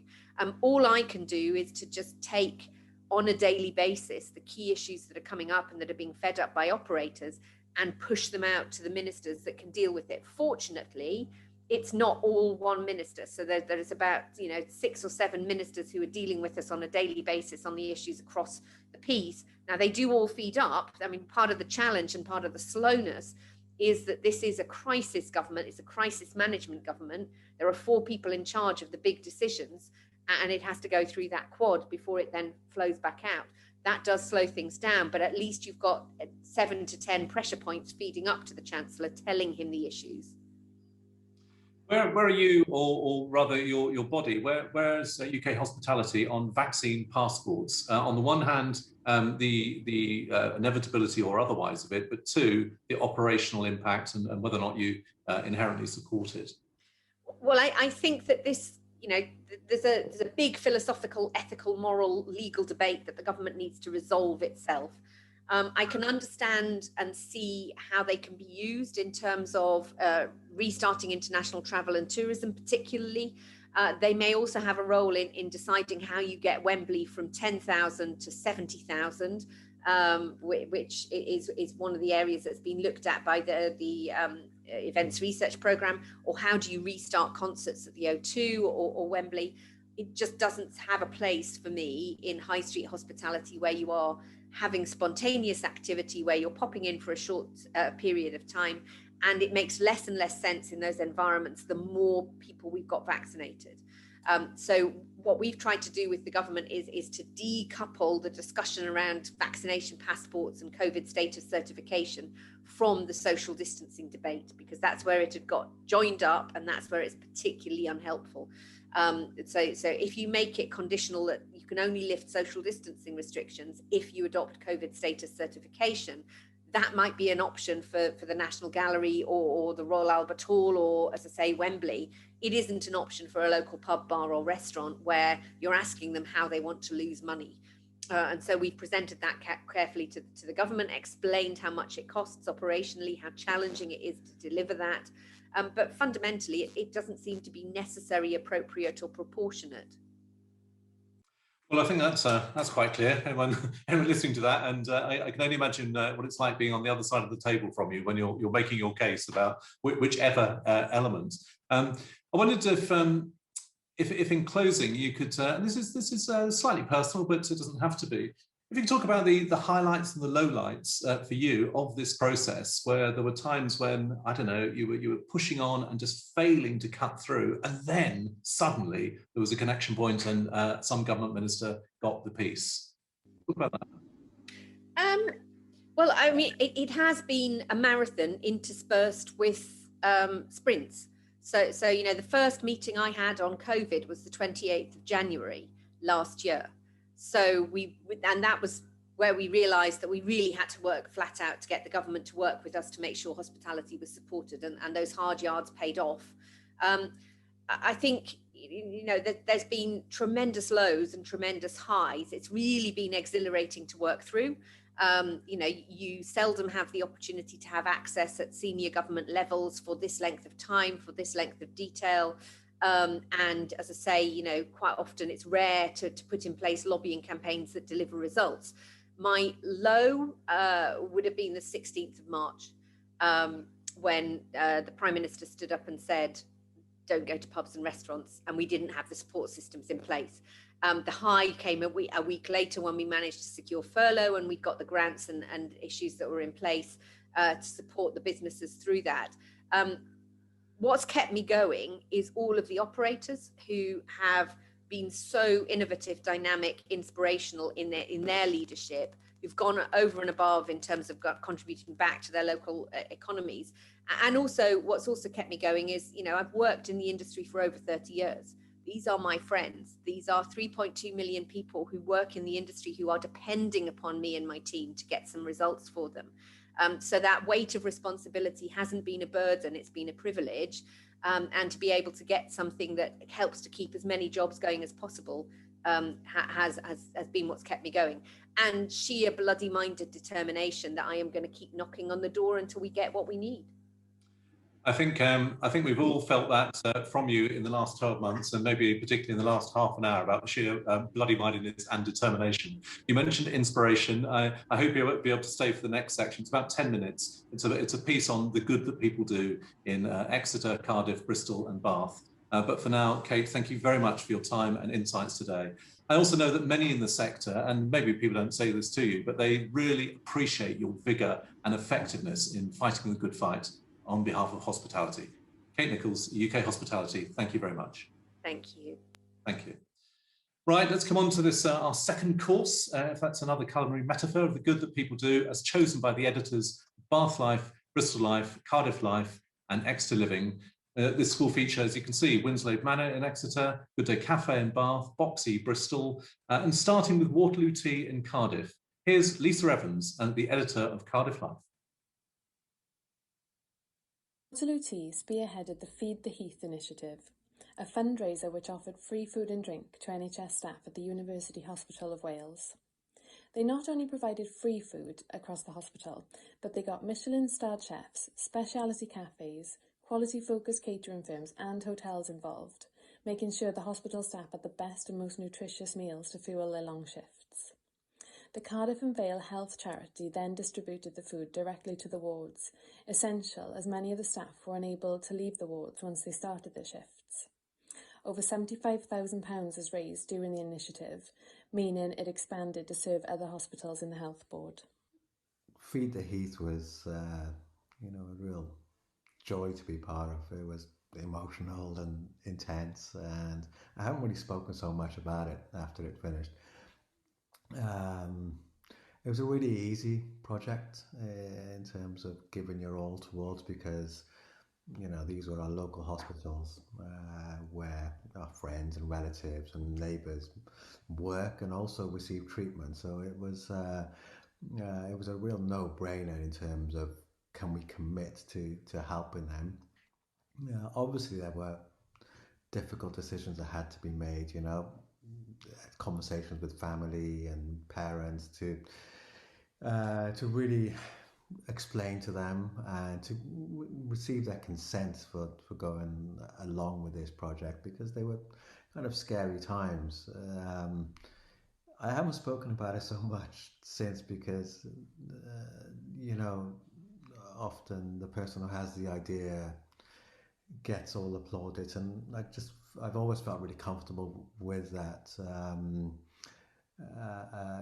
Ideas are 10% and executing them is 90%, and the team that we had for this project, which involved other hospitality businesses, 20 to 25 businesses, PR agency, Cowshed Communications, who helped us keep on pushing the message so we could keep on raising funds, local delivery company, Go Panda, who covered all the logistics. So whenever I've been asked about Feed the Heath, I've always tried to change the conversation because it was such an emotional time and a real whirlwind, and to try and cover the ground again. I'm often I don't know what to say, if I'm being honest. That it was one of those things where the timing and the situation and everything just seemed to happen, and there was a shared goal that everybody bought into, and actually achieving those goals became a lot easier. He decided to choose Matt Mason and his team at Winslade Manor Restaurant and Bar. They collaborated with Exeter charity St Patrick's. This is the non-profit charity for helping the homeless and vulnerable. They provided 50 lunches to the homeless every week during lockdown. What we really liked about this story is the sense of collaboration and community in Exeter.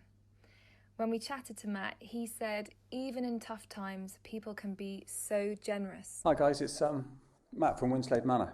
I hope you're well. Thank you very much for recognising the good work that people have done in lockdown, and certainly the team here at Winslade have been working very hard to help the homeless and vulnerable people of Exeter through our relationship with St Petrox and the wonderful work that they do in feeding Exeter's homeless. So it's a relationship that started just off a whim from my boss Joe Hammond and I, a conversation we'd struck up that wouldn't it be nice to do something positive, and these people need some help. It's we've all had tough times in lockdown, but there's people out there who are really struggling, and they need all the support and help that we can offer. So that's what we did. We just set about striking up relationships with our suppliers and friends and contacts that we'd made through a catering or a lifetime in catering. What could you provide? What could you help us with? And these relationships have flourished and snowballed, and we've got a wonderful repertoire of dishes that we've been able to provide. So we've done a weekly lunch for 50 hot meals for St Petrox throughout the whole of lockdown. The generosity of suppliers has been amazing. Within a minute of posting my first tweet asking for assistance, our local butchers had been on the phone and said, what do you need? What is Piper's Farm? And it's a really good quality meat. It wasn't you can have a little bit of this. It's what can we do to help? Anything you need. And that went on and on. From the veg suppliers to forest produce to Creedy Carver, people supplying just what can we do to help, guys? And that's been brilliant. There's really in the darkest of times there's real positives out there for people, for just there's goodness out in this world if you look for it.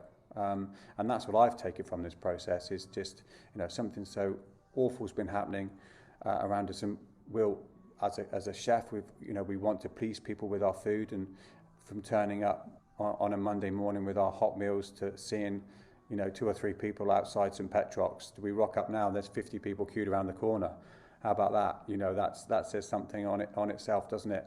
And I will look back on this time and be very proud of what the team here at Winslade have achieved, and really glad to have done some good. I'm choosing Good Day Cafe because they've used their gorgeous brownie boxes to raise thousands of pounds for local charities throughout the pandemic. It's so impressive that even in such a difficult financial environment, they've chosen to use their profile to do some good for the community.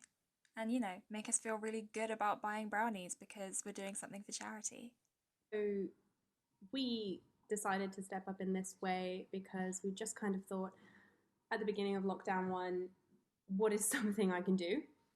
safely, to support other people, because we were being supported and our team was being supported, but you could see a lot of people who weren't necessarily getting the support that they could be getting. And I was like, what's a way that we could support others and sort of continue to support ourselves? So I was like, brownies are the one thing I can bake, to be honest. They're the only thing I'm really, really, really good at. And people generally tend to,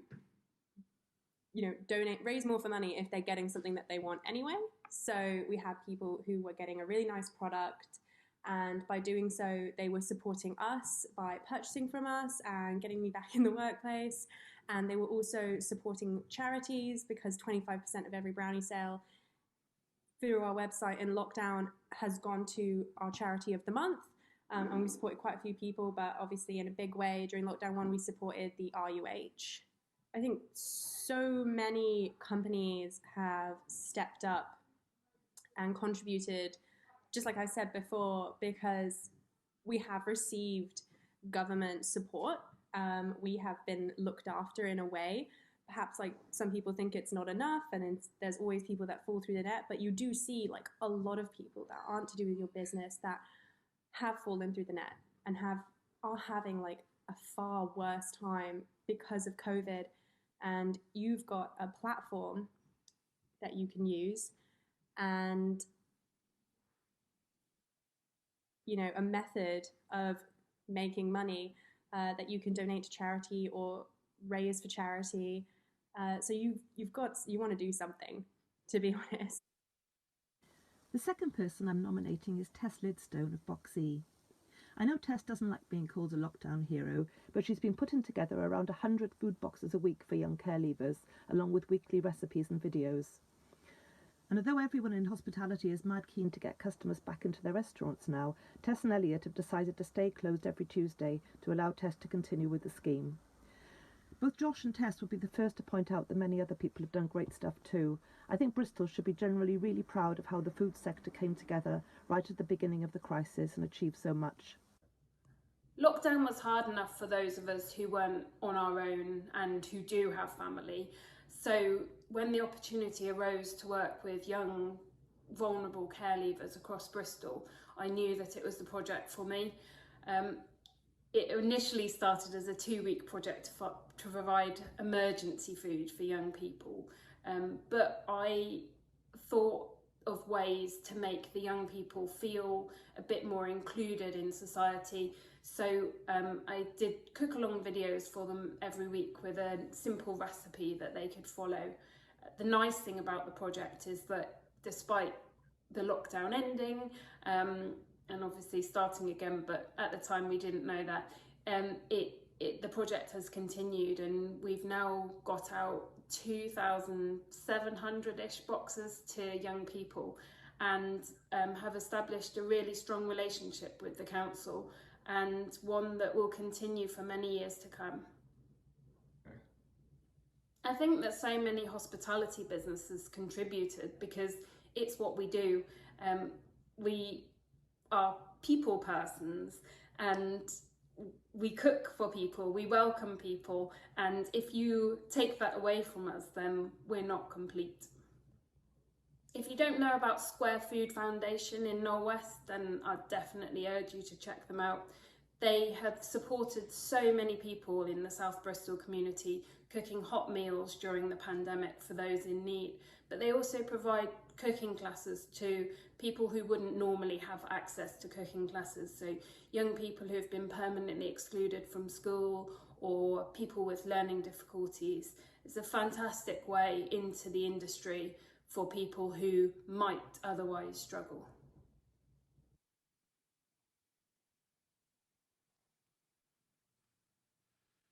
Well, how very, very decent of you each, and the several hundreds of others who contributed in different ways. There's a phrase which almost sounds like an Old Testament point that someone said early on in lockdown, that by your actions today shall you be judged tomorrow. Hospitality has taken action, and it is judged, and it's judged in the most extraordinary way. So just thank you.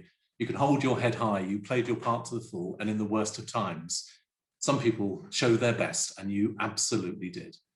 Let's come on now to our final element of this Crumbs Takeaway, and thank you for all your comments as well throughout. We're coming on to our expert panel.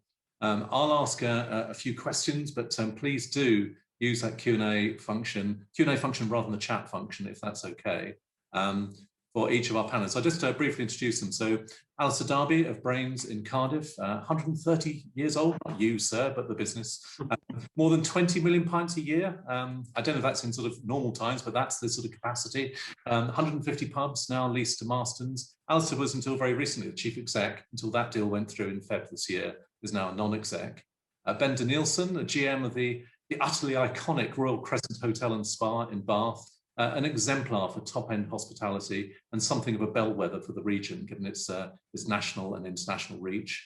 Anya Morris of Bristol Food Union, an informal collection of restaurants, food businesses, community organisations, also the chief exec of Abergavenny Food Festival, which is back in September. Not anymore, actually. Oh, really? Okay. Yeah. Honestly, that's just such fake news. Fake news. Research by looking on a website. There you go. Don't believe anything. Believe what you read in Life and Bath Life and Exeter Living. Oh, God, was that bad? That was bad. Right. Phil Haughton of Better Food, organic, local and ethical food supplier, and a scale business now employing over 100 people. And Melissa Toney of our silver sponsor, GL Law. GL, you may know previously was Greg Latcham's, a great supporter of the hospitality sector, and Melissa is its head of regulatory and licensing. That's right. Our experts, no pressure. What's your for the year for your business, but slightly more widely for the sector? Perhaps begin with you, Alistair. Sorry, just repeat the question. Didn't quite hear it. I'm sorry. What's your prognosis for the year for your business, but really for the sector more widely? This is a looking forward question, I guess. It is. Yeah. Well, I wouldn't disagree with anything that's been said from all the excellent speakers already. I think it's going to be a real mixed year. I think there's a lot to be very optimistic about. I do think consumers are very keen to get out and back out into hospitality and to, live their lives again. But I do think that as a sector, we have accumulated a significant amount of challenges that we're going to have to work our way through. And there are going to be some more kind of road bumps along the way. And I think whilst I think the vaccination program has gone very well, I still worry a bit about new variants and to what extent does that create another problem for us. But let's hope that's not going to be the case. Well, I guess that macro point is there's not a great deal any of us can do about that. It's more about the sort of is macro a word? It's a sort of, if not the micro, it's the bit in between where we trade this on. Let's hear from some of our others. Ben, what's your take for the Royal Crescent itself? Historically quite a strong reliance on international trade, which presumably is modified in the expectation this year. But more generally for the sector, what's your take? Well, if you look at the Royal Crescent first, historically over 50% of our visitors has been international. So for us, we had to recalibrate in many areas what we were doing, and we did achieve that last year with great numbers from the domestic market, drawn by a fantastic destination in Bath and in the southwest. So the short-term prognosis for us for this summer is absolutely through the roof at the moment. The autumn is looking a bit more uncertain, but we are seeing some really interesting developments from the corporate market as well. So there are certainly things that means we will have a year that we can defend again. It will not be a year, although we've been closed from the start of the year until the 17th of May, when we can reopen for full. We will end up this year with a year which will be satisfactory, and that is as much as we can hope for at the moment. But it's driven by our destination locally. here in Bath and in the southwest. There are other businesses who doesn't have that pull on the destination, who is in a much more difficult position than what we are here in Bath and at the Royal Crescent. And for those colleagues in the wider industry, you know, my heart goes out to them, because it's incredibly tough. It has been tough, and if they don't have that pull and that attraction, then they will be a hard year in the industry as well. Thank you, Phil, for better food, and then yes, the wider points. What's your view? Well, of course, better food are predominantly retail, although we have cafes in our operations, and so we've relied on that catering side of takeaways, and we launched some meals which were kind of under a banner called Made for You, to try and get that takeaway element, like so many places. But obviously the retailers benefited because people weren't eating out. I think that the outlook seems to be, you know, with there's so many kind of caveats on it, of course, but seems to be fairly optimistic and fairly strong. I think from listening to a lot of people this morning, what is so obvious and what we know anyway is that hospitality, it's got a wealth of leaders. It encourages leadership. You know, you have to be innovative, and you have to be quite agile to be in this sector. I think the thing that I haven't heard very much this morning, and I think is going to be more and more important going forward, is talking with our customers, but not so much as customers, but as citizens. There's a kind of buzzword going around citizenship rather than customers, and I think, you know, that thing of paying up front and paying forward and all these things, and a lot of the realm that's come to the fore is around social responsibility. Well, that's social responsibility for looking after people in hospitals, looking after people who haven't got the means to buy a meal, etc., which the catering industry have done so damn well.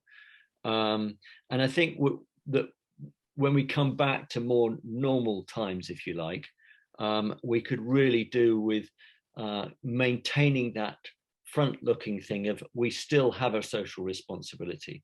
And our customers are not just customers, they're citizens who we can engage with and go on engaging with in a very positive way to get them to help carry on, because all of those problems are not going to go away, those social responsibility problems. But, you talk very eloquently and rightfully about social responsibility, civic responsibility, I guess, as well. Mm-hmm.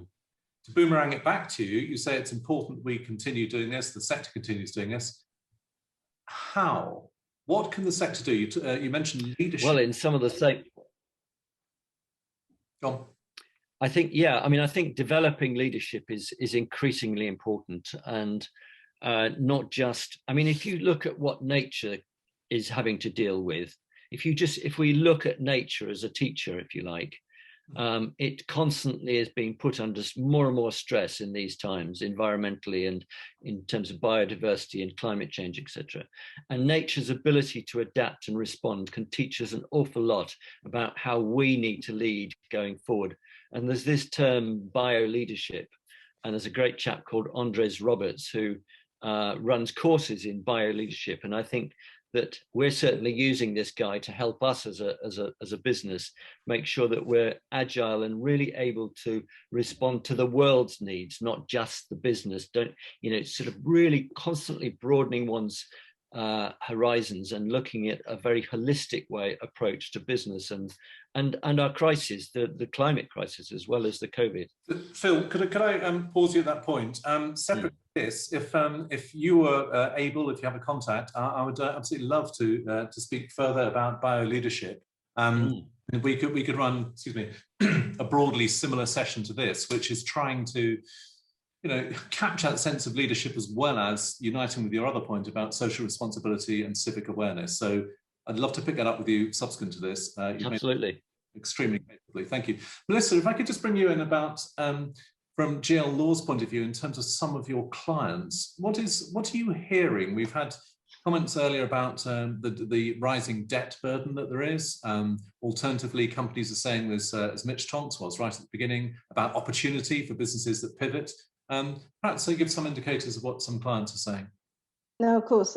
Greg, can I just say firstly how amazing it was to hear so many, amazing stories earlier today about businesses coming back and, bringing themselves. And that's kind of what the tone's been, I think, over the last few weeks. Last year, as you can imagine, it was such a detrimental hit for the hospitality industry, and people were really genuinely quite despondent about, what it was going to look like this year. And the support remains to be the case, I think. I think Kate Nicholls was really good in summarising about how the government have tried to provide that support, some clashes with what worked and what didn't work, and there's been a real test of commitment along the way. But I think there's a lot to take from that. I think there's a lot of positive that's happening still. Businesses need to remember that support is still there. Yes, it is tapering off, but there's different agencies that are still providing that kind of support. As recent as I think it was last week, Thursday, we had from the Secretary of State, he'd issued a letter to the local authorities where he was encouraging them to cut red tape, and he's acknowledging the hard work that's already put in there, but the long road that we still have ahead of us. And I think businesses are taking advantage of that.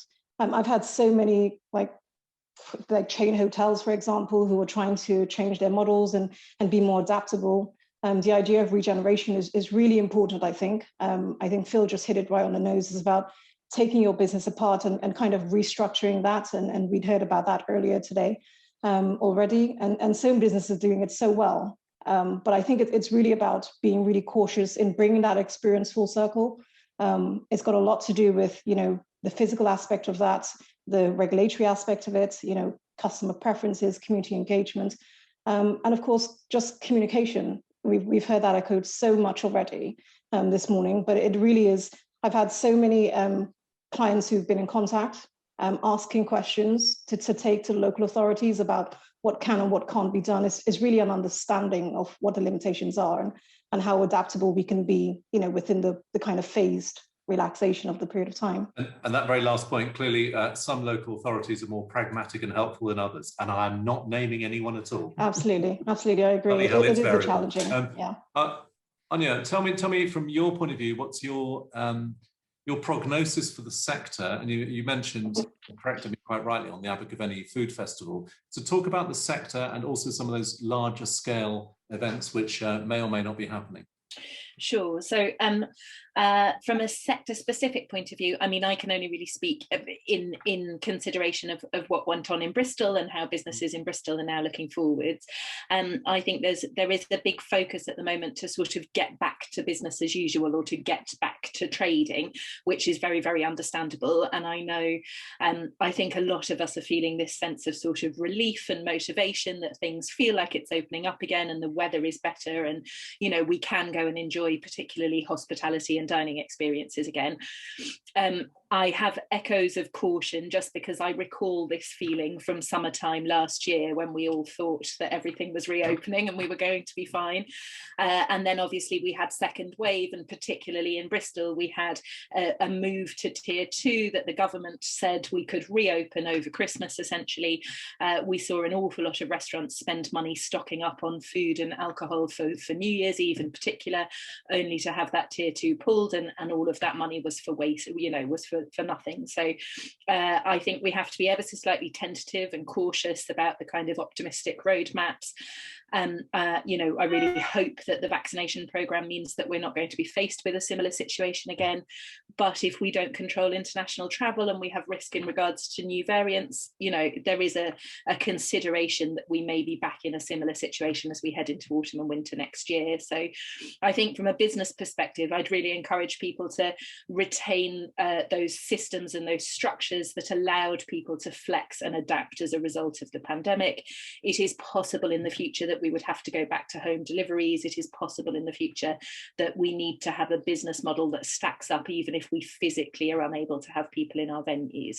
And I think how we open a conversation about that, and particularly Phil's points about, my constant messaging at the moment is that this is not a short-term health pandemic. It's the first wave of a much longer and more significant climate crisis. How we put sustainability at the heart of our businesses and what it means means to run a food business in the context of the industry and the economy and how it will change and grow in the future is a whole topic of conversation that we could take a whole conference up with. I know my experience of what happened in Bristol during the first lockdown is that we're very, very lucky here to benefit from an actively engaged audience of consumer citizens in the city who actively want to spend their money in support of the independents and actively want to make an ethical or a community-led choice. So for me, what was really interesting was that we developed models that allowed the public to do something that was good for them, i.e. buy something delicious, and automatically at the same time contribute towards a vulnerable community or a vulnerable family or a frontline worker. And for me, that's quite interesting. How do we develop those models that allow us to automatically build that community good into our product offering? Yeah, and you know, it's picking out insofar as we can the stuff that is heartwarming, great, valuable, ethical, into the area of sustainability, but which is also enduring as well. And that's in a more sort of volatile time, it's quite difficult to see that perspective at this juncture. But maybe some underlying changes, which we'll come on to in a sec. Wanted to come to Ben on this point, and then others join, please do. We've heard a lot today about the resilience and ingenuity of many companies across the whole sector. Why is this? And does that of itself give you optimism for the great bounce back?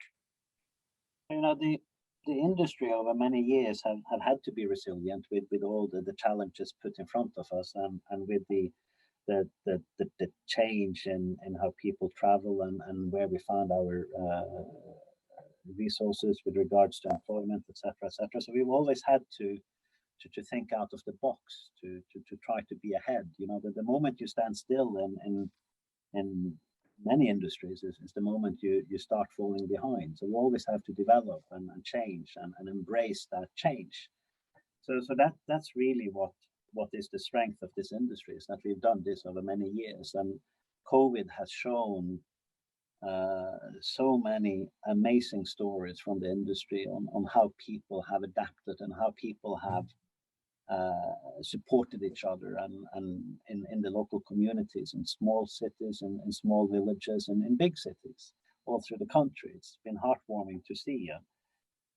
You know, for me, it has been about starting to look at what businesses can I support locally, rather than using the big nationals. Can I use more of the local suppliers that is within my region and my city, my location? Can we find alternative products that we can offer to our guests? And that's something that we have worked hard on changing at our place. Yeah, I mean, you've spoken previously to us about that point about the responsibility of the supply chain, the desire to connect locally, and connect locally in all respects in terms of you know, clientele, profile, relationships, and so on. So that localness, even for a large outward-facing, international focusing business, is increasingly important. That appears to be one of the key trends. Definitely, and you know, we've always done it on the food side here. You know, our head chef David Campbell has been doing this for years, but we've had to challenge ourselves and look at the other areas as well. You know, everything from print to every aspect of cleaning supplies to the chocolates that we're putting into the rooms to print materials. What can we move into the local business, the local environment to support each other, and that's what we have been working hard on in the background to shift. So, Alistair, on a related point, we heard Kate talk eloquently about the black swan of COVID and the grey rhinoceros of debt. Do you think that in part the resilience and ingenuity of hospitality, as well as some of the bigger economic factors, are what is going to help get this sector through to robust good health in 2022? Well, I'm sure we could all spend hours answering that question. I think the amazing thing about this sector is because we're a sector that serves fun, we deliver hospitality to our customers. Not being able to deliver hospitality to customers has created an enormous amount of kind of positive frustration. people have found ways of bringing hospitality, fun, joy, little moments of joy to citizens, customers, whatever you want to call them, when they've been prevented from doing so. I mean, I think I'm absolutely with Aine, if I've got your name right, that this is just the beginning. And I've said to a lot of people recently that we've got to stop thinking like King Canute. We've got a tide that's coming in here that we are not going to be able to stop, and we've got to start pulling our fingers out and working much harder to deal with this much bigger crisis that you rightly say, because I think coronavirus is just an early warning sign. But I also think that we, particularly somebody like me who's 54, 55, been in this industry a long time, we've got a solemn duty to pay back to the people who work for us, because if you think of who has borne the brunt of the restrictions, particularly in relation to employment of this pandemic, it's the people who work for us. And despite all that, they've been astonishing.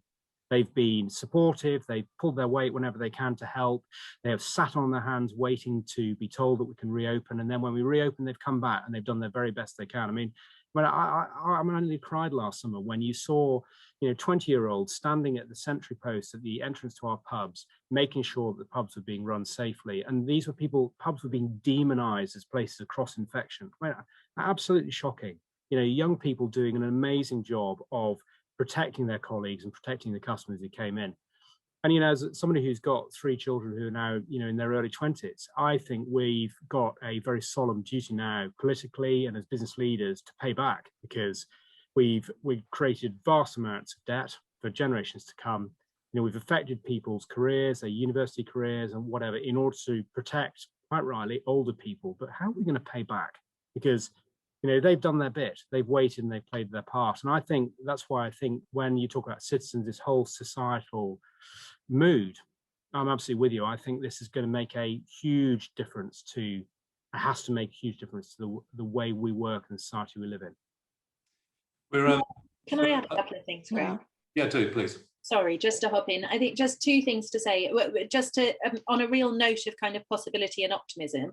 What's incredibly exciting about being a part of the food and hospitality industry is that we are an industry that is at our hearts, whether we don't always succeed maybe every day, but we are about inclusion and we are about making a home and a space for people. And restaurants are someone that, people who maybe feel like they don't have a lot of options or a lot of family or a lot of that, that they can join a restaurant team and be part of something.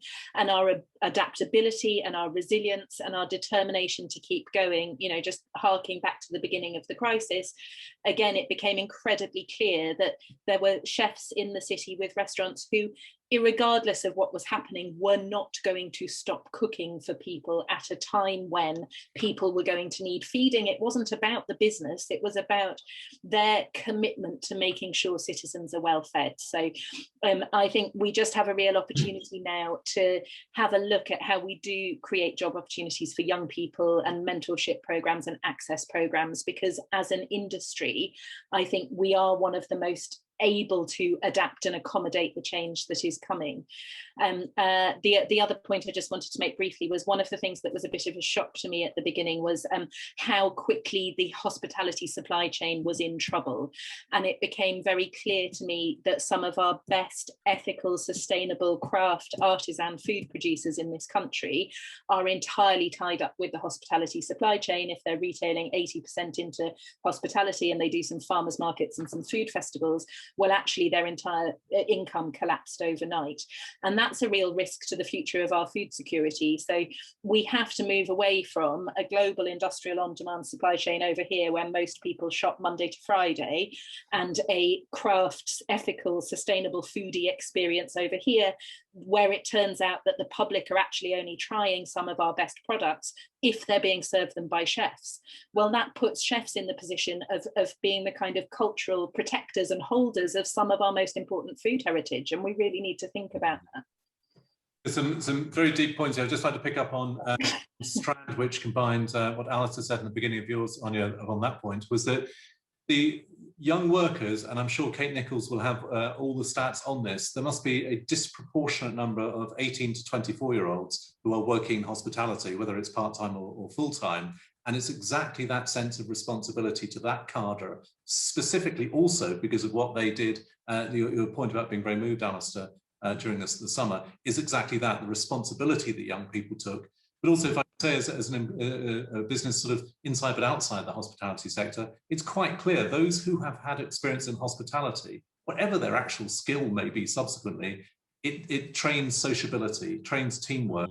So a vital part of young people's development, hence it being so much important for us all to play our part in helping promote it forward.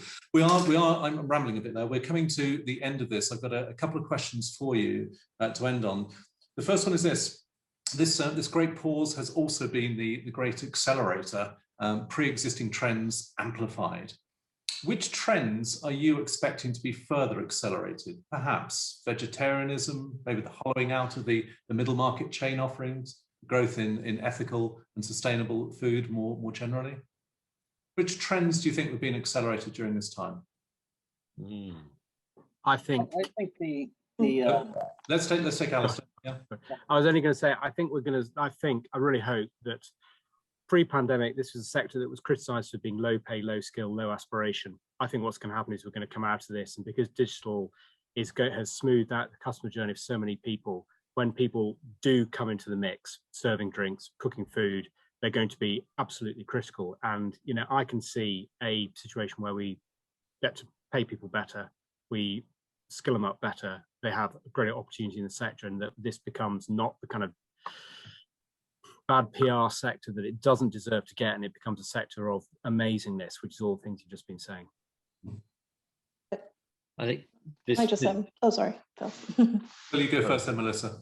No, I was just going to add on to what Alistair was saying. I think the real integration of technology and human kind of services one-to-one it's not something that's going to go away. I think the customer experience is striving for that kind of amalgamation of, you know, bringing together the availability of kind of reaching out and knowing what you need probably before you go into the experience almost. And I think that amalgamation is going to bring about different experiences, and I think it's going to allow us to kind of expand the industry a lot more than we've realized. So, you know, we talk a lot about supporting young people, etc. You know, young people don't only have background in hospitality because, you know, they've been yanked out of college, you know, they've got aspirations, they've got plans, and it may well be that as a kind of a base way of expanding how we support them, you know, we look at different areas we can feed into their skills, into the technology, and I think it will work. I think it will work far bigger than we probably anticipated would be in the future.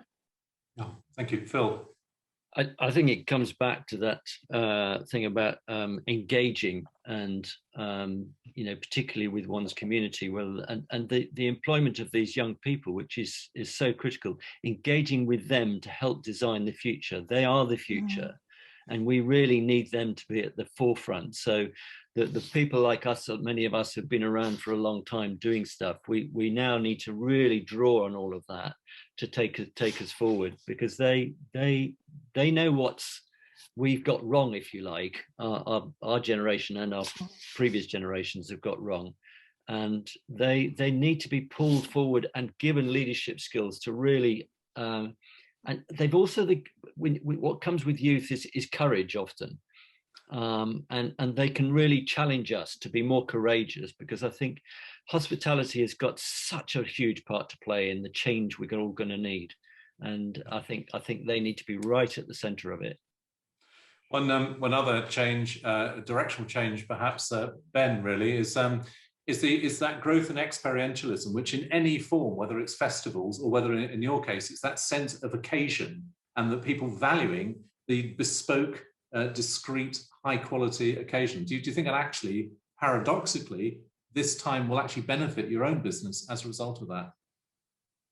You know, if there's anything we value, it is the time that we are investing into our experiences and how we are spending our time with friends and family. So the experience is at the driving force of everything we do now and in the future. We have to make people feel that they have that value of their time, because we do appreciate it so much more now after these last 12, 14 months of upheaval. So experiences, yes, definitely, it will be driving hospitality in every part of hospitality. We have to be genuine. We have to offer great service. We have to offer products that is new and refreshing, and we have to be able to tell the story of those products and link it with